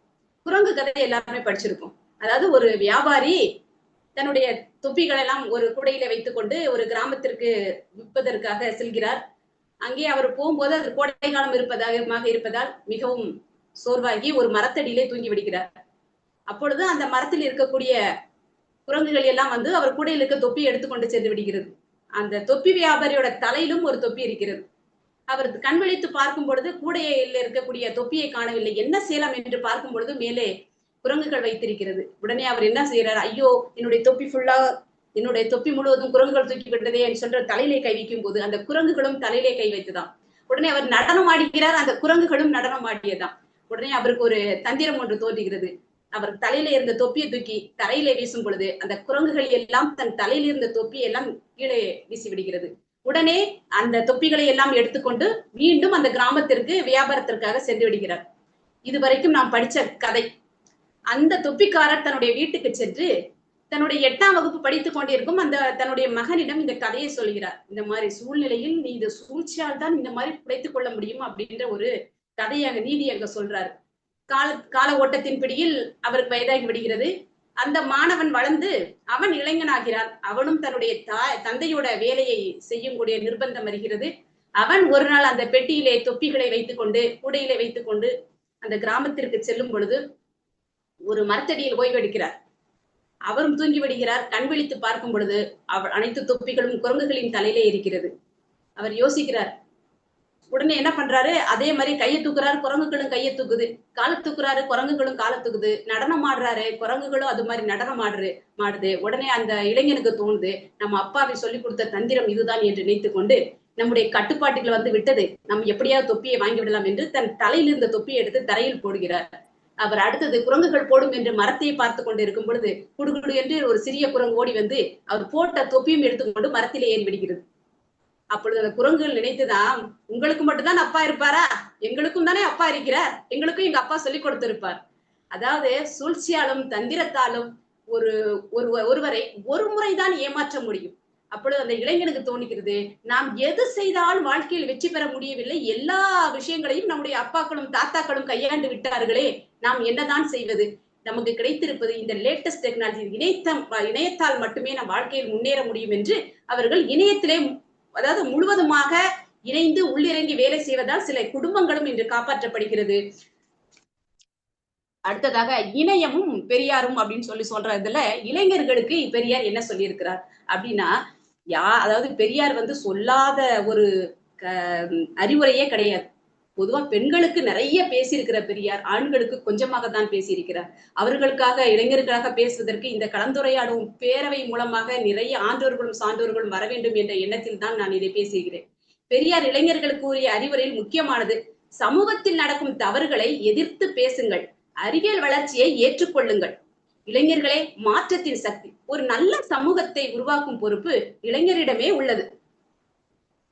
பெண்களை மதியுங்கள், அறிவை வளர்த்துக் கொள்ளுங்கள், மனிதனை மதித்து சமத்துவமாக வாழுங்கள், மூட நம்பிக்கையை தவிருங்கள், அறிவியல் சிந்தனையோடு வாழுங்கள், தன்னம்பிக்கையுடன் இருங்கள், சமூக நலனில் அக்கறை கொள்ளுங்கள், கல்வியே மிகப்பெரிய ஆயுதம், சிந்தித்து நம்புங்கள் என்று இளைஞர்களுக்காக பெரியார் அவர்களும் அறிவுரை சொல்லியிருக்கிறார். பெரியாரின் அறிவுரைப்படி இன்று அறிவியல் வளர்ச்சியை இன்றைய இளைஞர்கள் தன் கையில் எடுத்து சுயமரியாதையோடும் பகுத்தறிவோடும் சமத்துவத்தோடும் சுய ஒழுக்கத்தோடும் தன் மானத்தோடும் பயன்படுத்தும் இளைஞர்களால் தான் நாளைய சமுதாயம் நல்ல சமுதாயமாக இருக்கும் என்பதில் ஐயமில்லை. ஏன் இன்றைய அரசியல் கூட இணையத்திலேயே ஆரம்பித்து இணையத்திலே முடிந்து விடுகிறது. 108 பெரும்பான்மை காமித்த இந்த இளைஞர்கள் இந்த இணையத்தின் மூலமாகவே காமித்தார்கள் என்பது உண்மைதான். அது மட்டுமல்ல, இணையமும் பள்ளியும் என்ற தலைப்பிலே எனக்காக தோன்றிய சில விஷயங்கள் என்னன்னா, இன்னைக்கு இருக்க இளைஞர்களோட கட்டாயம் போட்டி போட முடியல. ஏன்னா ரொம்ப கஷ்டம்ங்கய்யா. நாம இன்னைக்கு இருக்கக்கூடிய காலத்திற்கு ஏத்த மாதிரி தன்னுடைய கணினி அறிவை கொஞ்சம் வளர்த்து கொண்டால்தான் நாம் போட்டி போட முடியும். அவர்களுடைய அறிவோடு அறிவாக சமமாக பயணம் செய்ய முடியும். நாம படிக்கும் போதெல்லாம் சொல்லுவாங்க, தாய் 8 அடி பாய்ந்தா குட்டி 16 அடி பாயும் அப்படின்னு கேள்விப்பட்டிருக்கோம். ஆனா இன்னைக்கு குட்டிய 32 அடி பாயுதுங்க ஐயா. அப்ப நாம எத்தனை அடி பாயணும்? 64 அடி பாயும். அதற்காக இந்த இணையத்தோடு நாமளும் போராட வேண்டியிருக்கு. சில இடங்களில் கணினி அறிவு இல்லாததால் நம் சற்று படிகள் பின்னால் வருவதையும் நம்மால் பார்க்க முடிகிறது. இந்த இளைஞர்களோடு போட்டி போட வேண்டும் என்றால் நாம் அவர்களுக்கு ஏற்றாற் போல் இல்லைன்னா கூட நம்மளுடைய வேலைகளை நாம் ஓரளவுக்கு அந்த இணையத்தில் செய்யக்கூடிய அந்த அதாவது கரண்ட் பில்லு, சின்ன சின்ன ஜிபே, போன்பே இந்த விஷயங்களை எல்லாம் நாம் கற்றுக்கொண்டுதான் ஆக வேண்டும். அதுவும் இன்று பள்ளியில் இணையம் இல்லாமல் பள்ளி இல்லை என்ற அளவுக்கு ஆகிவிட்டது. காலை உணவு அதாவது இன்று உப்புமா சாம்பார் என்று இணையத்தில் பதிவிடுவது முதல் ஆசிரியர் வருகை, மாணவர்கள் வருகை, மதிப்பெண் பதிவு, கல்வித்தொகை பதிவு, உறுதிமொழி புகைப்படம், SMC, PTA, NILP, TN Spark, IED list, திறன் பதிவு, A grade, B grade, C grade, முதல் பாடவேளை, 2ஆம் பாடவேளை, 3ஆம் பாடவேளை, life skill, yoga, PET, parents meeting, lesson plan, பாடத்திட்டம், question paper, answer key, computer class, விழாக்கள் பதிவு, ஆசிரியர் கூட்டம், தலைமை ஆசிரியர் கூட்டம், ஜூம் மீட்டு, கூகுள் மீட்டு, விசிட் நோட்டு, புத்தகம் நோட்டு, புத்தகப்பை, காலனி, சீருடை, கலர் பென்சில், உலக வரைபடம், ஜாம்பரி பாக்ஸ், கிராஃப், வடிவியல், டிராயிங், கட்டுரை, தமிழ் கட்டுரை, ஆங்கில கட்டுரை இதையெல்லாம் எடுத்து முடிச்சிட்டு மாணவர்கள்ட்ட போகும்போது எங்களுக்கு மூச்சுதாயா வாங்குது. இன்னைக்கு இணையம் இல்லாமல் ஆசிரியர்களும் இல்லை. அது மட்டுமா, இதையெல்லாம் செய்துட்டு இன்னைக்குள்ள பாடத்திட்டம் என்ன, அடுத்து வார பாடத்திட்டம், மாத பாடத்திட்டம் இதோட விட்டார்களா எங்களுக்கு இணைய அறிவு வேண்டும் என்று TN Spark ட்ரைனிங் எல்லாம் கூட கொடுத்திருக்காங்க ஐயா. அதோடு மட்டுமில்லை, இன்று டெட் என்ற பரீட்சை நாங்கள் இளைஞர்களும் போராடி 50 வயது இருப்பவர்கள் கூட இன்று போராடி அனைத்து பரீட்சையில நாங்கள் வெற்றி பெற வேண்டும் என்பதற்காக எங்களையும் தேர்ச்சி கொண்டு இன்று ஆசிரியர்கள் இணையத்தோடு போராடி கொண்டுதான் இருக்கிறார்கள். இதுல ஒரு விஷயத்தை சொல்ல வேண்டுமானால், என்னுடைய தோழி இணையத்திலே இருக்கக்கூடிய எமிமா ஆசிரியர் அவர்கள் தன்னுடைய 50 வயதை கடந்தும் டெட் பேப்பர் 1, டெட் பேப்பர் 2 என்று 2 தேர்வுகளை ஒரே நேரத்தில் எழுதி வெற்றி பெற்றார் என்பது எனக்கு மிகுந்த மகிழ்ச்சியை தருகிறது. அவர்களெல்லாம் உண்மையிலே பாராட்டக்கூடியவர்கள். இது கல்வித்துறை மட்டுமல்ல, இன்று இணையம் அனைத்து துறையிலும் நம்முடைய வருங்காலம் இனிமேல் அதாவது கணினி அறிவும் AI என்று சொல்லப்படுகின்ற நுண்ணறிவு இல்லாமல் உலகமே இல்லை என்று அளவுக்கு ஆகிவிட்டது. அது மட்டுமல்ல, இன்று கடின உழைப்பையும் கடினமான பாதைகளையும் கடந்து வந்த எந்த இளைஞனும் இணையத்தை தவறாக பயன்படுத்தியதாக சரித்திரம் இல்லை. முதலில் கடலில் அலை இல்லாமல் இருந்தா அதில் கடலே இல்லை. அதுபோல இணையத்தை சரியாக பயன்படுத்த தெரியவில்லை என்னால் அவன் இளைஞனே இல்லை. அது மட்டுமல்ல, இன்னைக்கு இருக்கிற கால ஓட்டத்தில் ஒரு இளைஞன் தனக்கு இருக்கக்கூடிய அந்த பிரச்சனைகள் எல்லாம் மறந்து அதை மூடி மறைச்சி எல்லாத்தையும் எப்படி சமாளித்து வெளியே வர வேண்டும் என்பதை கற்றுக்கொண்டிருக்கிறார்.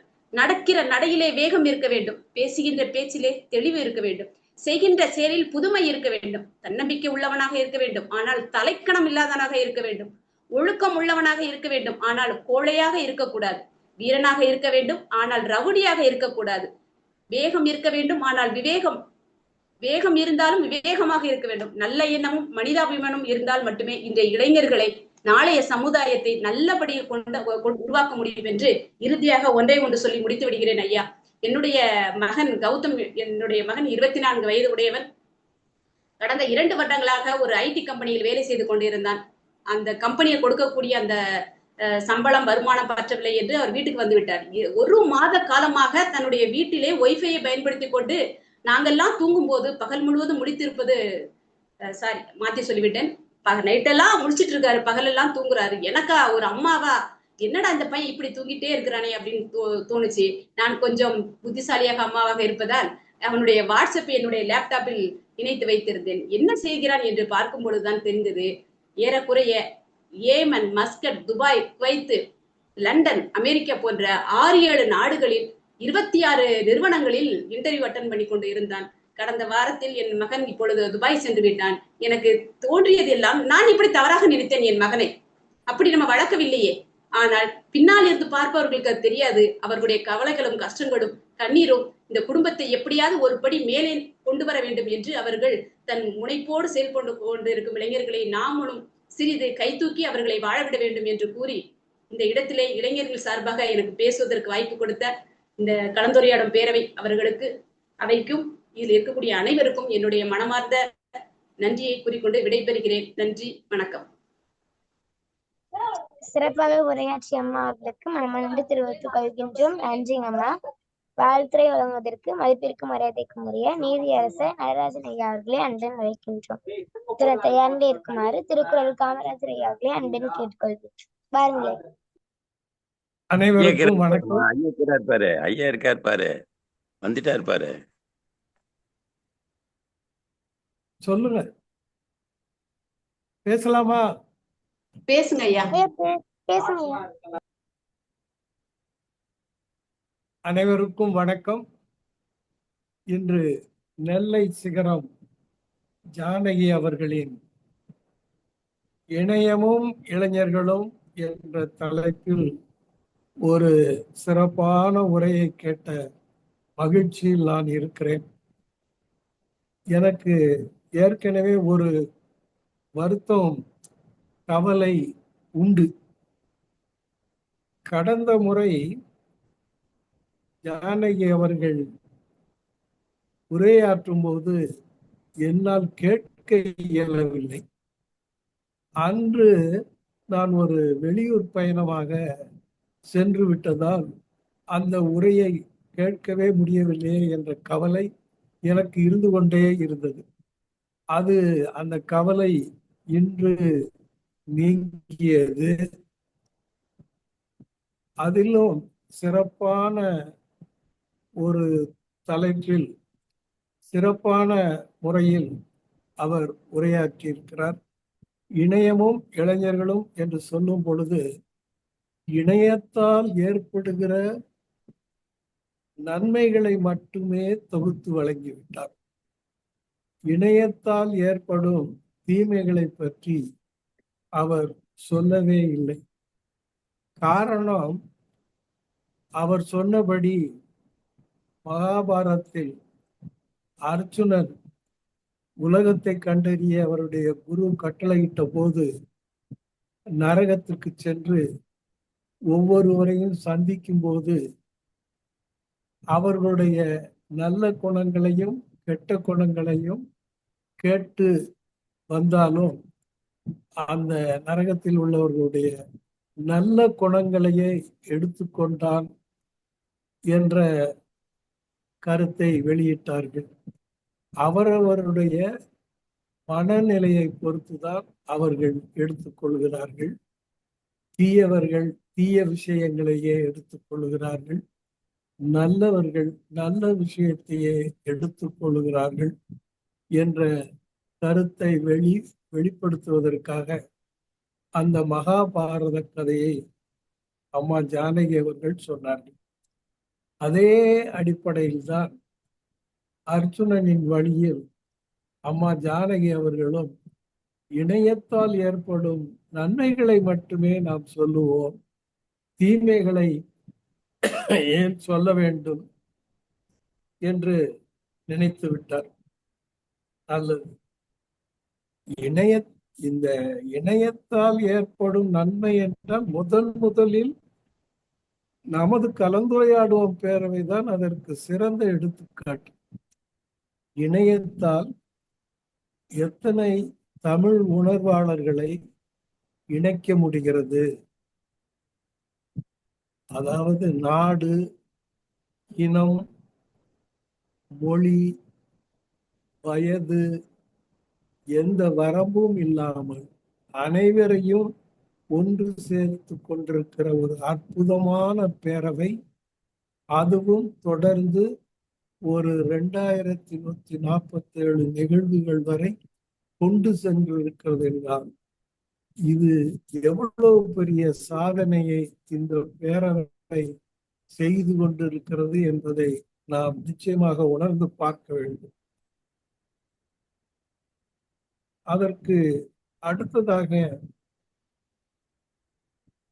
மதுரை டு திருச்சி ரோட்டில் நடந்த அந்த விபத்து பற்றியும் அதை கண்ட ஒரு நண்பர் இந்த இணையத்தின் மூலமாக விபத்தில் காயமடைந்தவர்களுக்கு இரத்த தானம் செய்வதற்காக அவர்களுக்கு இணையத்திலே செய்திகளை அனுப்பி ஆம்புலன்ஸ் வருவதற்கு முன்பே ரத்தம் கொடுக்க தயாரான சில இளைஞர்களை சேர்த்து விட்டார் என்பது இணையம் எவ்வளவு அருமையான தேவையான விஷயங்களை சாதித்து காட்டியிருக்கிறது என்பதை நாம் உணர்ந்து கொள்ள வேண்டும்.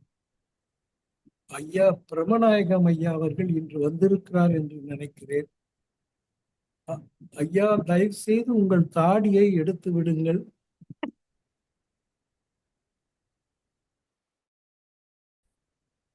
ஜானகி அவர்கள் சொல்லியிருக்கிறார்கள், இன்னொரு பெண் கூட வந்தாலும் வரலாம்.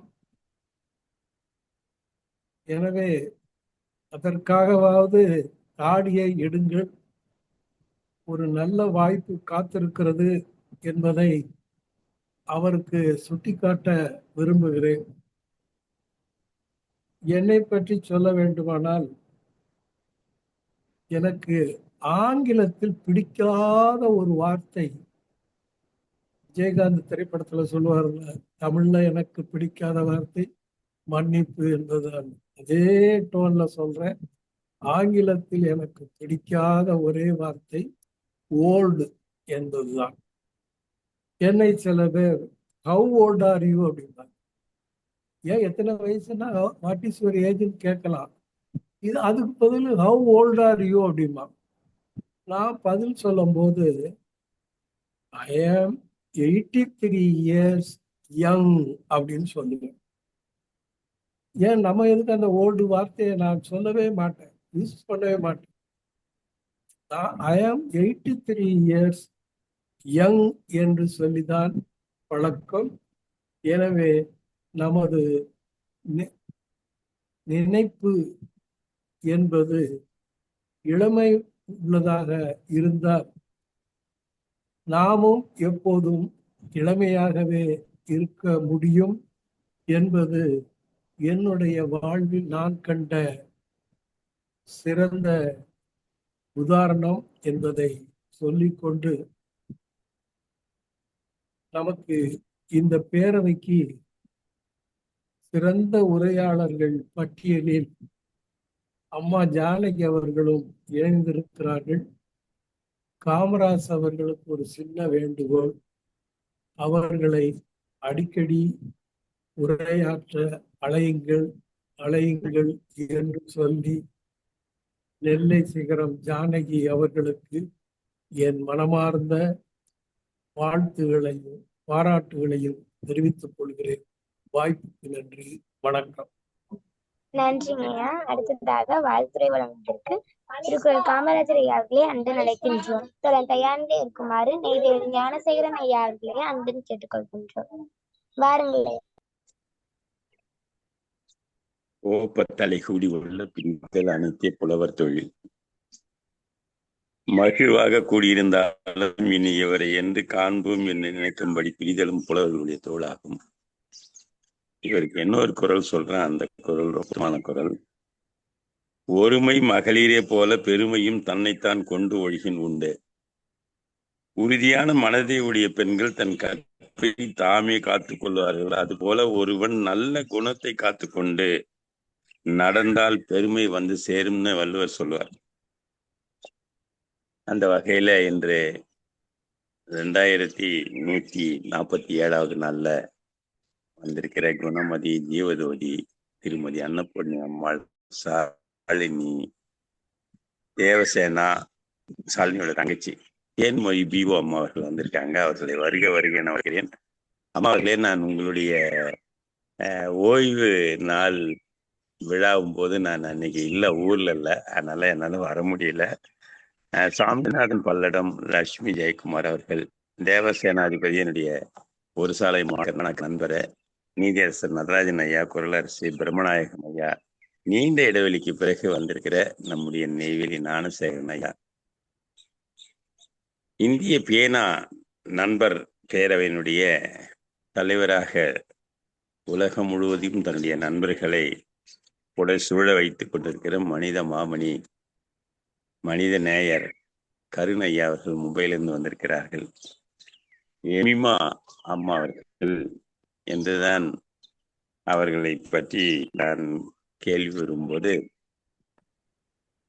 பேப்பர் 1 பேப்பர் 2 டெட்ல பாஸ் பண்ணாங்க அப்படிங்கிற ஒரு விஷயம் தெரிஞ்சது. அவர்களுக்கு என்னுடைய வாழ்த்துக்களையும் வணக்கத்தையும் கூறிக்கொண்டு இன்றைய சிறப்பு அழைப்பாளராக நம்முடைய உரையாற்றி அமர்ந்திருக்கிற அம்மா நெல்லை சிகரம் ஜானகி அவர்கள் நிறைய அவங்க விழாக்கள்ல ஓய்வு பெறும் கூட்டங்கள்ல தொகுத்து வழங்குறதை நான் பார்த்திருக்கிறேன். ஒரு சிகரம் தொட்ட ஆசிரியர், மக்கள் ஆசிரியர், அதே மாதிரி தமிழ்நாடு ஆரம்ப பள்ளி ஆசிரியர் கூட்டணியை கீழ்பண்ணாத்தூர் வட்டாரத்துடைய பொருளாளராக இருக்கிறார்கள். நேரம் ஒரு நாள் போய் அந்த வட்டார கல்வி அலுவலரை பார்த்து, ஐயா நான் டெட்டே எழுத போறேன், எங்களுக்கு அப்ளிகேஷன் கொடுங்க அப்படின்னு கேட்டாங்க.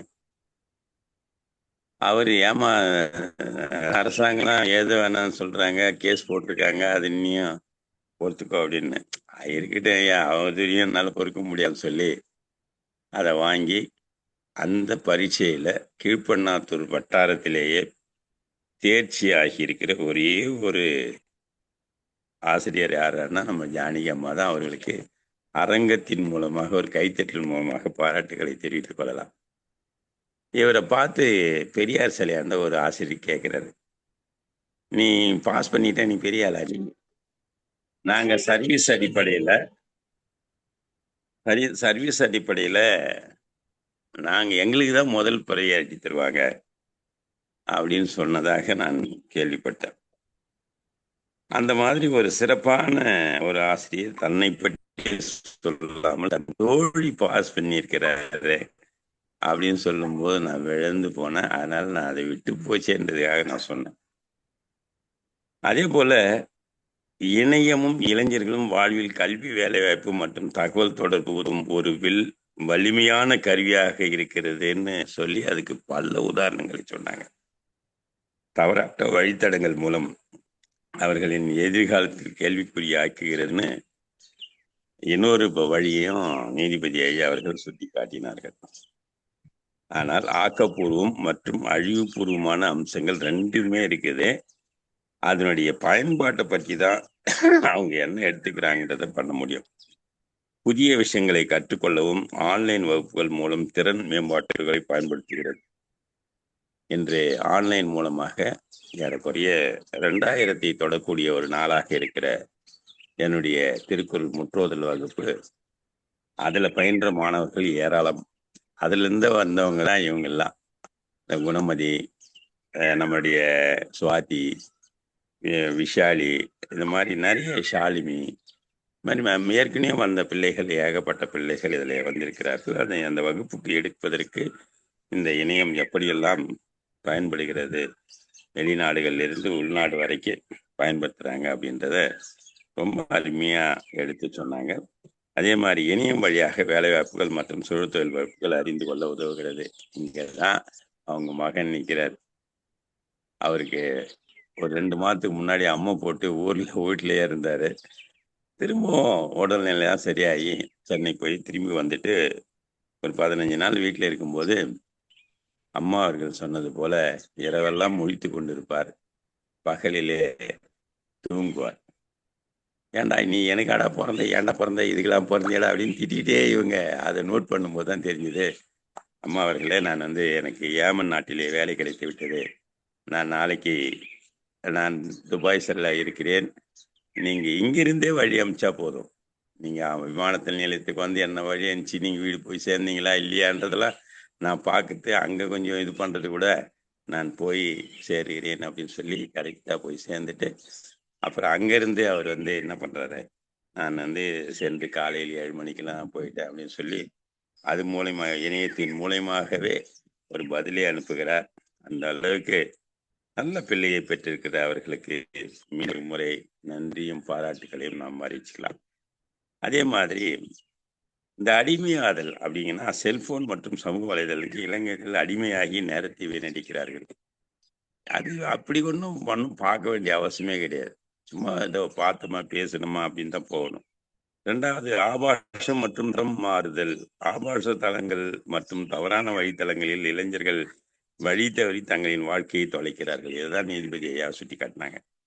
அதே மாதிரி சைபர் பிளி மற்றும் சமூக வலைதளங்கள் ஒப்பீடுகள் மனம் நலம் பாதிக்கப்படுகிறது.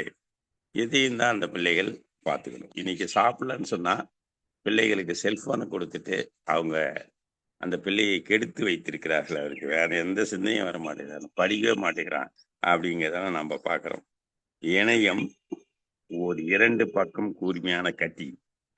அதை எப்படி பயன்படுத்துகிறோம் என்பதில் தான் இளைஞர்களின் வளர்ச்சி மற்றும் வீழ்ச்சி உள்ளது என்பதை மிக சரியாக எடுத்து சொல்லி நம்ம அரங்கத்தின் கடைசியாக இவ்வளவு நாள் இல்லாம எல்லாரையும் சிரிக்க வைப்போன்னு ஒரு நகைச்சுவையான ஒரு 5 நிமிடம் பேசியிருக்கிறார்கள். அவர்களுக்கும் என்னுடைய பாராட்டுகளையும் வாழ்த்துக்களையும் சொல்லிக்கிறேன். பிரம்மநாயகம் ஐயா தான் முடிவெடுக்கணும். ஏன்னா தாடி வச்சுக்கிறது திருவள்ளுவருக்காகவும் பெரியாருக்காகவும் வச்சிருக்கிறாரு. ஆனா அந்த கொள்கையிலிருந்து அவர் மாற மாட்டார். ஏன்னா கொள்கை உடனால தான் பிரம்மநாயகம் ஐயா. அதனால நான் கூட என்னுடைய வாழ்நாள் இருப்பிடத்தை டெல்லிக்கு மாற்றலாமான்னு நினைக்கிறேன். 2750வது நிகழ்வு மும்பையில் நடக்க போகிறது. அங்க கூட நான் கொஞ்ச நாள் போய் எங்க இருந்தாலும் என் வேலை நடக்கும். அதனால நான் அங்கேயே போயிடலாமான்னு கூட நினைக்கிறேன்.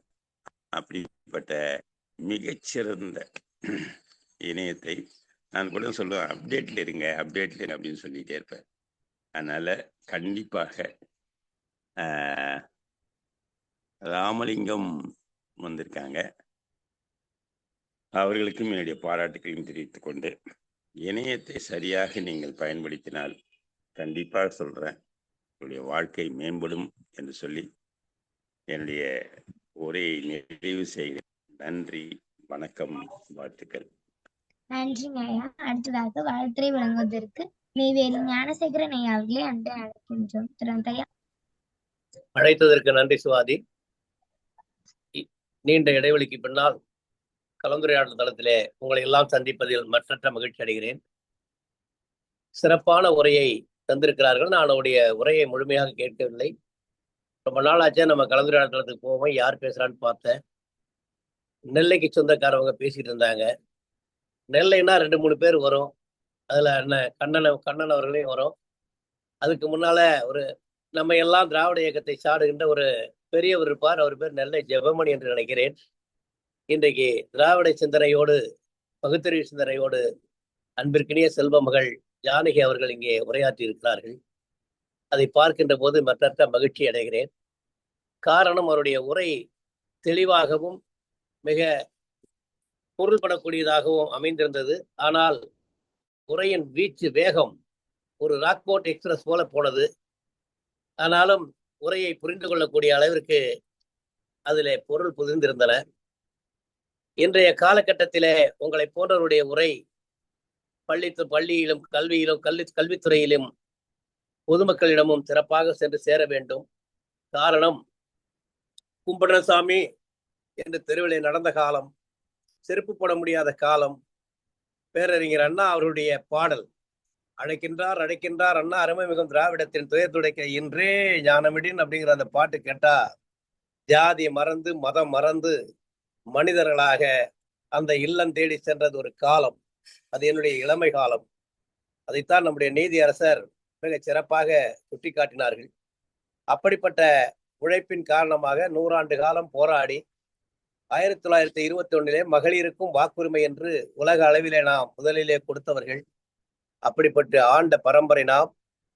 இன்றைக்கு ஆடம்பரமான மூளை செலவை செய்யக்கூடிய இந்த காணொளி வாயிலாக, இணைய வாயிலாக இளைஞர்கள் மூளை செலவை செய்யப்பட்டதோடு மட்டுமல்லாமல் பார்ப்பன பணியாக்களும் டெல்லியில் இருக்கக்கூடியவர்களும் சேர்ந்து அண்ணா திராவிட முன்னேற்ற கழகம் பிஜேபி வந்தால் நாம் இவிஎம் மிஷனை சொல்வோம் என்று கருதி 15% 20% ஆதரவு உள்ள ஒரு தம்பியை 30% மேல் வரக்கூடிய அளவிற்கு அந்த மிஷினிலே ஏற்பாடு செய்து சிறப்பான முறையிலே ஒரு இளைஞர் கூட்டத்தை மடைமாற்றம் செய்திருக்கிறார்கள்.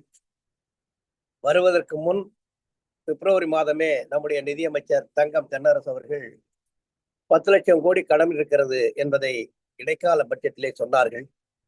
ஆனால் நான் வந்தால் 6 சிலிண்டர் ஃப்ரீ, 2500 ரூபாய் ஃப்ரீ, பஸ்ஸில் எங்கே வேணாலும் நம்ம சகோதரிகள் ஏறி இறங்கலாம், எல்லா பஸ்ஸும் ஃப்ரீ, மாதம் 200 யூனிட் மின்சாரம் ஃப்ரீ என்று பல்வேறு வகைகளை அடுக்கடுக்காக சொல்லிவிட்டு நேற்று பதவியேற்றவுடன் பல முதலமைச்சர்கள் பதவியேற்றிருக்கால் நான் பார்த்திருக்கிறேன். அவர்கள் பணிவோடு கனிவோடு நம்முடைய பேசிய பேச்சுக்கள் வேறு. ஆனால் இவர் பேசியது இருக்கிறதே ஒரு மூளை செலவு செய்யக்கூடிய அளவிற்கு அந்த தொனி இருந்தது. இவைகளை எல்லாம் நாம் பொறுத்துதான் ஆக வேண்டும். ஏனென்றால் நம்முடைய மக்கள் ஜனநாயகத்தின் மீது நம்பிக்கை உள்ளவர்கள். நம்முடைய தோல்வி என்பது நிரந்தரமானதல்ல. நாம் மீண்டும் எழுவோம். அவருடைய ஆட்சி திறனையும் அதற்கு பார்ப்பன பணியார் கூட்டம் கொடுக்கக்கூடிய முட்டுகளையும் தகர்த்தெறிவோம். நல்லது நடந்தால் வரவேற்போம், தவறு நடந்தால் எதிர்த்து நிற்போம். இதைத்தான் தந்தை பெரியார் அவர்கள், பேரறிஞர் அண்ணா அவர்கள் காஞ்சிபுரத்திலே இருந்து திருச்சியிலே சென்று தந்தை பெரியார் அவர்களை, ஐயா நான் உங்க புள்ள, என்னுடைய ஆட்சிக்கு ஆதரவு தாருங்கள் என்று கேட்டார். வழமை போல பெரியார் சொன்னார், நல்லது நடந்தால் உன்னை ஆதரிப்பேன், தவறு நடந்தால் தட்டி கேட்பேன், எதிர்ப்பதும் ஆதரிப்பதும் உன்னுடைய ஆட்சி திறனில் இருக்கிறது என்று சொன்னார். அதைத்தான் நேற்றைக்கு தலைவர் வீரமணி அவர்களும் இன்றைய முதல்வருக்கு சொல்லி இருக்கிறார். எனவே பொறுத்திருப்போம், பார்ப்போம். இந்த அன்பு மகள் ஜானகியினுடைய உரை மக்களை மடைமாற்றம் செய்வதற்கு, மனிதர்களாக வாழ்வதற்கு பயன்பட வேண்டும் என்று பணிவோடு கேட்டுக்கொள்கிறேன். அவருடைய உரையும் அப்படித்தான் மக்களை மனிதராக, மனிதநேய மிக்கவர்களாக ஆக்கக்கூடிய உரையாக அமைந்திருந்தன. உங்கள் உரைக்கு என்னுடைய வாழ்த்துக்களும் வணக்கங்களும் உரித்தாகட்டும். இன்றைய நாளில் 17 பேர் நம்மோடு இணைந்திருக்கிறார்கள். இந்த தளம் 60 பேர் 70 பேர் கலந்திருந்த தளம். என்னை போல் பலர் பல நாட்கள் போனதனால் இது குறைந்து விட்டது. இது எதிர்காலத்தில் இதை செம்மைப்படுத்துவோம். எனக்கு இந்த வாய்ப்பை கொரோனா காலத்திலே அன்பிற்கினிய சகோதரர் மாண்புமிகு தமிழீழன் கண்ணம்மா அவர்கள் இந்த கலந்துரையாடல் தளத்தை ஆரம்பித்ததன் காரணமாக துபாய் நாட்டிலிருந்து இதிலே கலந்து கொள்ளக்கூடிய வாய்ப்பு கிடைத்தது. இந்த வாய்ப்பினை நமக்கு வழங்கி கொண்டிருக்கக்கூடிய ஐயா தமிழீழன் கண்ணம்மா அவர்களுக்கும், தொடர்ந்து இதை பல்வேறு சிரமங்களுக்கிடையே நடத்தி கொண்டிருக்கக்கூடிய காமராஜ், அது பிரம்மநாயகம் போன்ற அன்பு சகோதரர்களுக்கும், கலந்துரையாடல் கலந்து கொள்ளக்கூடிய ஆளுமைகளுக்கும் பணிவான வணக்கத்தை தெரிவித்து விடைபெறுகிறேன். வாழ்க பெரியார், வளர்க பகுத்தறிவு, தொடரட்டும் உங்களை போன்ற இளைய மகளுடைய உரை. நன்றி, வணக்கம். நன்றி. நன்றிங்க ஐயா. அடுத்ததாக வாழ்த்துறை வழங்குவதற்கு கருண் ஐயா அவர்களே அன்புடன் அழைக்கின்றோம். தன் தயாரிலே இருக்குமாறு எம்எல் குசாமி அம்மா அவர்களே அன்புடன் கேட்டுக்கொள்கின்றோம். பாருங்களேன் ஐயா, நீங்க ஒளித்தேட்டல இருக்கீங்க ஐயா.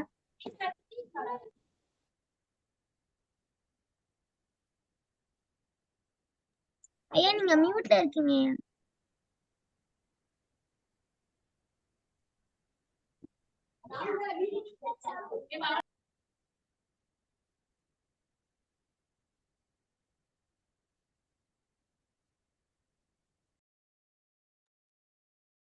ஐயா நீங்க ஒளித்தடையில இருக்கீங்க ஐயா. ஒளித்தடை எடுத்துட்டு பேசுங்க ஐயா. தொடங்கலாமே.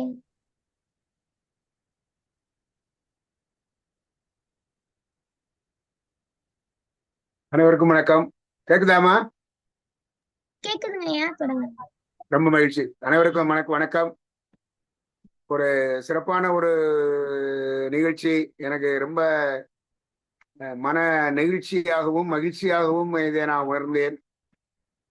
ஜானகி அவர்கள் ஒரு பல்கலைக்கழகத்திலுடைய மண்டபத்தில் எப்படி உரையாற்றுவார்களோ அதே மாதிரி சிறப்பான ஒரு உரையை, இணையத்தை பற்றி சொன்னாங்க. நிறைய செய்திகள் சொன்னாங்க. அதாவது உள்நாடு வெளிநாடு என்று அவங்க எதையுமே விட்டு வைக்கல.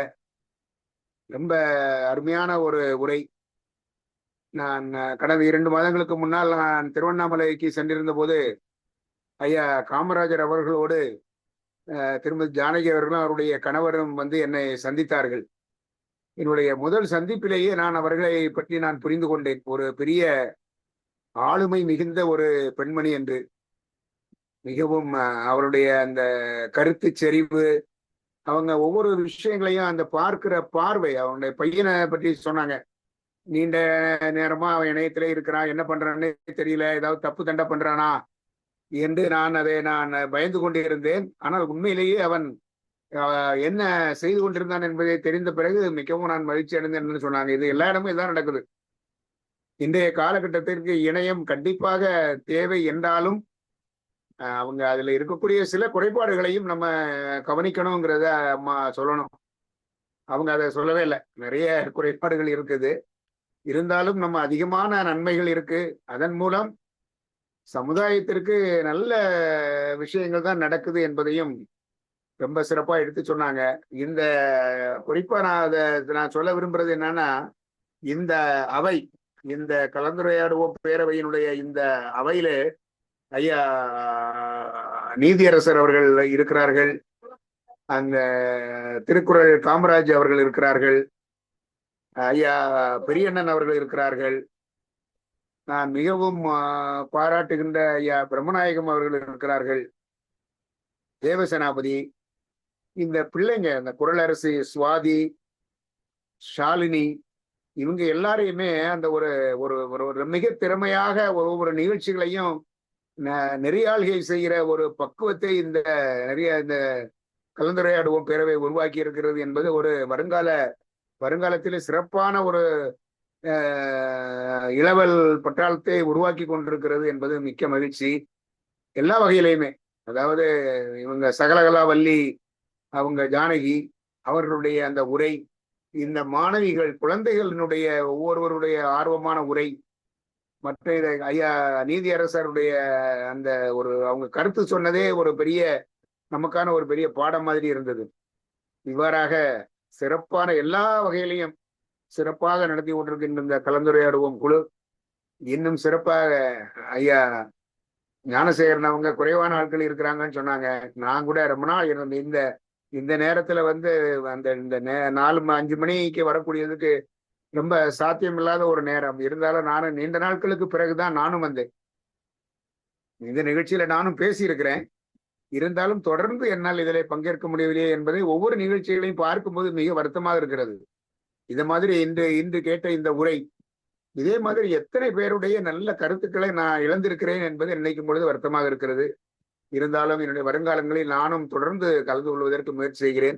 இந்த கலந்துரையாடுவோம் குழுவை எனக்கு அறிமுகம் செய்த என்னுடைய அன்பு தோழன் பிரம்மநாயகம் அவர்களை இந்த நேரத்திலே நான் மிகவும் நன்றியோடு நான் எண்ணி பார்க்கின்றேன். இந்த அளவுக்கு ஒரு சிறப்பான ஒரு அவை, இந்த அவையிலே நானும் ஒரு அங்கமாக விளங்குகிறேன் என்பதை நினைக்கும் பொழுது மிகவும் பெருமையாக இருக்கிறது. நிகழ்ச்சியிலே கலந்து கொண்ட அனைவருக்கும், எமிமா டீச்சர் உட்பட அனைவருக்கும், ஐயா பெரியண்ணன் அவர்கள், நீதியரசர், ஐயா காமராஜ் அவர்கள், பிரம்மநாயகம் என்று சிறப்பாக உரையாற்றிய ஜானகி அவர்கள் அனைவருக்கும் என்னுடைய மனமார்ந்த பாராட்டுகளையும் வாழ்த்துக்களையும் நான் மும்பையிலிருந்து தெரிவித்து மகிழ்கிறேன். அனைவருக்கும் நன்றி, மகிழ்ச்சி, வாழ்த்துக்கள். நன்றி ஐயா. ஓரிரு நிமிடங்களில் அடுத்த நிகழ்ச்சி இருப்பதால் வருகிறவர்கள் ஓரிரு நிமிடங்களில் நிறைவு செய்யுமாறு அன்போடு வேண்டிய கேட்டுக்கொள்வோம். நன்றிங்க. அடுத்ததாக வாழ்த்துறை வழங்குவதற்கு எமிமன் அம்மா அவர்களை அன்பு அழைக்கின்றோம். தயாரிலே இருக்குமாறு பிரம்மநாயகம் ஐயா அவர்களை அன்பு அழைக்கின்றோம். வாருங்கள். அனைவருக்கும் வணக்கம். இளைஞர்களும் பத்தி ஒரு இளைஞி பேசுறதுதான் ரொம்ப சிறப்புக்குரியது. Age is only number. வயசு வெறும் எண் மட்டும்தான். அதுக்கு மதிப்பு கொடுக்க வேண்டியதில்லை. நம்ம எண்ணங்களுக்கு தான் நம்ம மதிப்பு கொடுக்கணும். ஆனா பேசுறப்ப ஒரு நிமிஷம் சொல்லிட்டீங்களா, என்னோட தோழியாச்சா, கொஞ்ச நேரம் பேசணும், அவங்கள பத்தி சொல்லணும்னு நினைச்சேன். ஆனா உங்களோட வார்த்தைக்கு கட்டுப்படுத்து ஒரே ஒரு குரல் மட்டும் நான் சொல்லிக்கிறேன். குணம் நாடி குற்றமும் நாடி அவற்றுள் மிகை நாடி மிக்க கொலை. ஒருத்தர்கிட்ட பழகத்தும் சரி, ஒரு புக்கா இருந்தாலும் சரி, அதுல பிளஸும் இருக்கும் மைனஸும் இருக்கும். ஆனா எது அதுல அதிகமா இருக்கோ அதை நம்ம எடுத்துக்கணும். என்னோட தோழியை பத்தி உங்களுக்கு சொல்ல வேண்டியதில்லை. இன்னும் கேட்டா இந்த இணையத்துக்கு நான் எதையும் சார்ந்து நன்றி சொல்ல. ஏன்னா இந்த ஆன்றோர்கள், சான்றோர்கள், இந்த மழலையர் எல்லாரும் இணையத்து மூலமா தான் நான் பாக்குறேன். இன்னும் என்னோட தோழி ஜானகினை நேரில பார்த்தது இல்லை. அப்ப இந்த இணையத்துக்கு நான் எவ்வளவு நன்றி உள்ளவளா இருக்கணும்னு நினைச்சுக்கீங்களேன். அதனால இந்த இணையத்தை பத்தி பேசுனது ரொம்ப சிறப்பா இருந்தது. அவங்கள பத்தி நான் சொல்லணும்னா நிறைய சொல்லலாம். எனக்கு கொடுக்கப்பட்டது ஒரு நிமிஷம். அந்த ஒரு நிமிஷத்துக்குள்ள இவங்களோட உச்சரிப்பு இன்னும் கேட்டா நான் பேசுறதுக்கு தயங்கினேன். நான் என்னால பேச முடியாது அப்படின்னு. அப்பதான் அவங்க டீச்சர் சொன்னாங்க, பேசலாம், இது வந்து நமக்கான களம், அதனால இதுல பேச வாய்ப்பு நிறைய இருக்கும், நீங்க பேசுங்கன்னு என்னை வழிநடத்தின ஒரு குருவாகவும் இருக்காங்க. அவங்களுக்கு நான் இணையமனத நன்றியை தெரிவிச்சுக்கிறேன். நன்றி, வணக்கம்.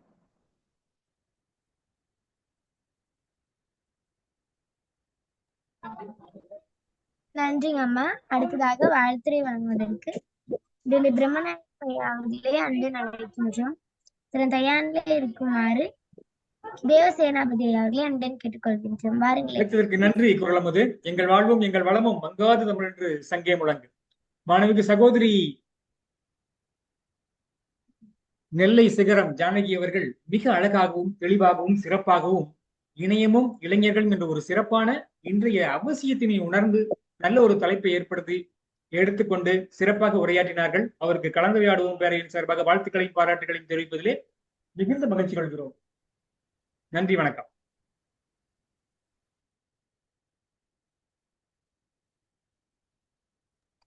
நன்றிங்க ஐயா. அடுத்ததாக வாழ்த்துரை வழங்குவதற்கு தேவசேனாபதி அவர்களை அன்பு நினைக்கின்றோம். திரு தயானிலே இருக்குமாறு லட்சுமி ஜெயக்குமார் அம்மா அவர்களே அன்புடன் கேட்டுக்கொள்கின்றோம். பாருங்களேன். தேவசேனாபதி ஐயா. வணக்கம். வணக்கம். ஆண்டவர் பெருமக்களுக்கு எனது முதல் கண் வணக்கத்தை தெரிவித்துக் கொள்கிறேன். இன்றைய தலைப்பின்படி இணையத்தில் இளைஞர்களின் பங்கு என்பதை மிக சிறப்பாக பேசி அனைவர் மனதிலும் இடம் பிடித்த வாழ்த்துக்கள். நெல்லையிலிருந்து வந்தாலும் எங்களது எல்லையில்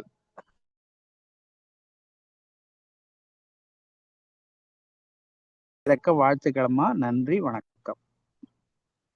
நன்றிங்க ஐயா. அடுத்ததாக வாழ்த்துரை வழங்குவதற்கு லட்சுமி ஜெயக்குமார் அம்மா அவர்களே அன்று நடக்கின்றோம். திரு தயானிலே இருக்குமாறு முத்து மாரியப்பன் ஐயா அவர்களே அன்புடன் கேட்டுக்கொள்கின்றோம். அனைவருக்கும் வணக்கம். அழைத்தது ஜானகி அவர்கள் மிக நன்றாக பேசுவார், அதில் எந்த சந்தேகமும் இல்லை. இப்போது அவர் மலமான மழை திறந்த வெள்ளம் போல நிறைய அறிவுரைகளை இளைஞர்களுக்கு வழங்கினார். இவர்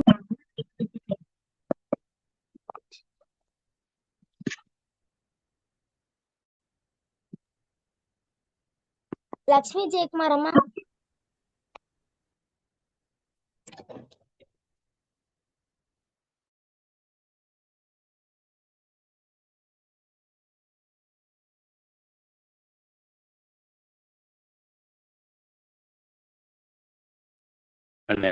காணலூருக்கு போய்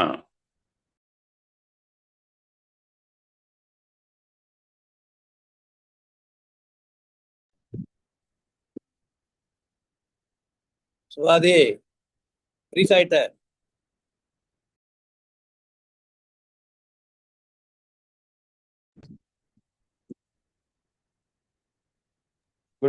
காணலூரை கேட்டேன். நிகழ்வது காணலூரை. காணலூரை என்பது இந்த சிறப்பழைப்பாளர்களுக்கு மீண்டும் பெருமை வழங்கும் வாய்ப்பாகும். விடுபட்ட அந்த கருத்துக்களையும் மேலும் இந்த களம் சிறப்பாக நடைபெறும் கருத்துக்கள் அந்த கருத்துக்களையும் வழங்க வருமாறு இன்றைய சிறப்பழைப்பாளர் அவர்கள் அன்பன் அழைக்கிறார். அனைவருக்கும் மீண்டும் ஒரு முறை என்னுடைய வாழ்த்துக்களையும் வணக்கத்தையும் தெரிவித்துக் கொள்கிறேன். அதாவது இந்த இணையத்திலே எனக்காக வாழ்த்துறை வழங்கிய நீதியரசர் அப்பா அவர்கள், அதாவது நெல்லை மாவட்டத்திலே அப்பா அவர்களே ஐயா என்றுதான் அழைப்பார்கள், அதனால்தான் அவர்களை ஐயா என்று மரியாதையோடு அழைத்துக் கொண்டிருக்கிறேன். அப்புறம் என்னுடைய சகோதரர் பிரம்மநாயகம் ஐயா அவர்கள், என்னுடைய குரு காமராஜர் ஐயா அவர்கள் மற்றும் என்னுடைய சகோதரர் கருண் ஐயா அவர்கள், அடுத்ததாக தேவசேனா ஐயா அவர்கள் மற்றும் லட்சுமி ஜெயக்குமார் அவர்கள், என்னுடைய தோழி எமிமா அவர்கள், அது மட்டுமல்ல அவர் அனைவருக்கும் இந்த குழந்தைகளுக்கும் என்னுடைய வாழ்த்துக்களை தெரிவித்துக் கொள்கிறேன், நன்றியும் தெரிவித்துக் கொள்கிறேன். அடுத்த தலைப்பில் கண்டிப்பாக இணையம் எனும் கத்தி என்ற தலைப்பில் நான் பேசுவேன் ஐயா. இன்று எடுத்துக்கொண்ட தலைப்பு நல்லதை மட்டுமே சொல்ல வேண்டும் என்பதற்காக நான் பேசினேன். அதுவும் இல்லாமல் ஒரு இணையம் என்பது ஒரு கூர்மையான கத்தி, அது காயை வெட்ட பயன்படுகிறதா இல்லை அடுத்தவர் கழுத்தை வெட்ட பயன்படுகிறதா என்பதை நாம் சரியாக புரிந்து செயல்பட வேண்டும் என்பது மட்டுமே என்னுடைய ஆணித்தரமான கருத்தாக இருந்தது. அது மட்டுமல்ல, இந்த இணையத்தில் நான் எப்பொழுதும் ஒரு மாணவியாக இருக்க வேண்டும் என்றுதான் ஆசைப்படுகிறேன். மாணவர்களாக இருக்கும் போதுதான் நாம் நிறைய கற்றுக்கொண்டே இருக்க முடியும். அது மட்டும் இல்ல, எனக்கு வாசிப்பு திறனை கற்றுக் கொடுத்ததே இந்த இணையம்தான். அதாவது கலந்துரையாடும் பேரவை தான் எனக்கு படிக்கும் பழக்கத்தை ஏற்படுத்தினது. என் பேச்சு நிறைய என்று தமிழ் வார்த்தைகள் வருகிறது என்றாலே இதற்கு காரணம் இந்த இணையம்தான். முக்கியமாக நான் இந்த இணையத்தை சரியாக பயன்படுத்துகின்ற காமராஜர் ஐயா பத்தி பேசணும். அவர்கிட்ட இருந்து நிறைய விஷயம் நான் கத்துக்கிட்டு இருப்பேன். ஐயா, இந்த போட்டோவை என்னால எடிட் பண்ணணும் அப்படின்னு சொன்னா ஒரு முன்புறலோடு ஒரு இளைஞனை போல ஓடி வந்து இதை இப்படி பண்ணணும் அப்படி பண்ணணும் என்று சொல்லிக் கொடுப்பார் இல்லையா, அவரிடம் நான் இன்றுமே ஒரு சிஷ்யையாகவே இருந்து கொண்டிருக்கிறேன். இந்த வாய்ப்புகள் இனிமேல் சிறப்பாக பயன்படுத்துவேன் என்று நல்ல வாய்ப்பை எதிர்பார்த்தும் காத்திருக்கிறேன். கண்டிப்பாக இந்த மாணவர்களும் இந்த இடத்திலே நல்ல ஒரு சிறப்பான ஒரு பேச்சாளராக வர வேண்டும் என்ற நல்ல கருத்தை வெளிப்படுத்தி அனைவருக்கும் என்னுடைய நன்றியும் வாழ்த்துக்களையும் தெரிவித்துக் கொள்கிறேன். நன்றி, வணக்கம். நன்றிங்க அம்மா. அடுத்ததாக இத்துடன் 2ஆம் பகுதி நிறைவடைந்து விட்டது. 3ஆம் பகுதி நிகழ்வை குணமதி அவர்களிடம் ஒப்படைக்கின்றேன். வாய்ப்புள்ளமைக்கு நன்றி, வணக்கம். நன்றி. அனைவருக்கும்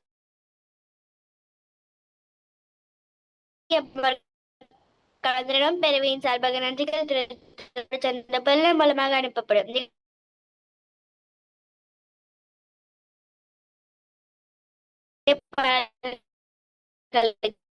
நிகழ்ச்சியில் கலந்து கொண்டு சிறப்பித்து வாழ்த்தை வழங்கிய அனைத்து சான்றோர்களுக்கும், குரலும் பொருளும் வழங்கிய சகோதர சகோதரிகளுக்கும், இசைப்பால் வழங்கியவர்களுக்கும், வல்லிசை வழங்கியவர்களுக்கும் வாழ்த்துக்களும் பாராட்டுகளும் நன்றிகள்.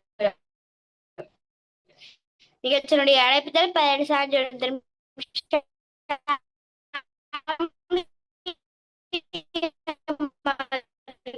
நன்றிகள்.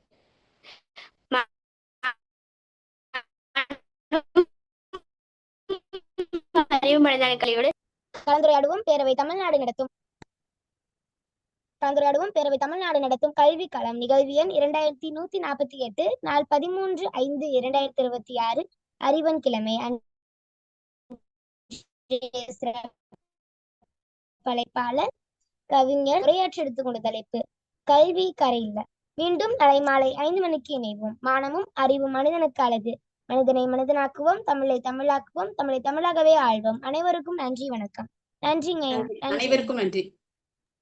மகிழ்ச்சி. முதல் பகுதியை ஒருங்கிணைத்த ஈசான் அவர்களுக்கும், 2ஆம் பகுதியை ஒருங்கிணைத்த குரலமுது சுவாதி குணமதி அவர்களுக்கு வாழ்த்துக்களும் பாராட்டுகளும். மீண்டும் நாளை மாலை 5 மணிக்கு சந்திப்போம். நம்பிக்கை வெளிப்படுத்தி அனைவரும் 30 இணையத்தை நிறைவு செய்கிறோம். நன்றி, வணக்கம். நன்றி.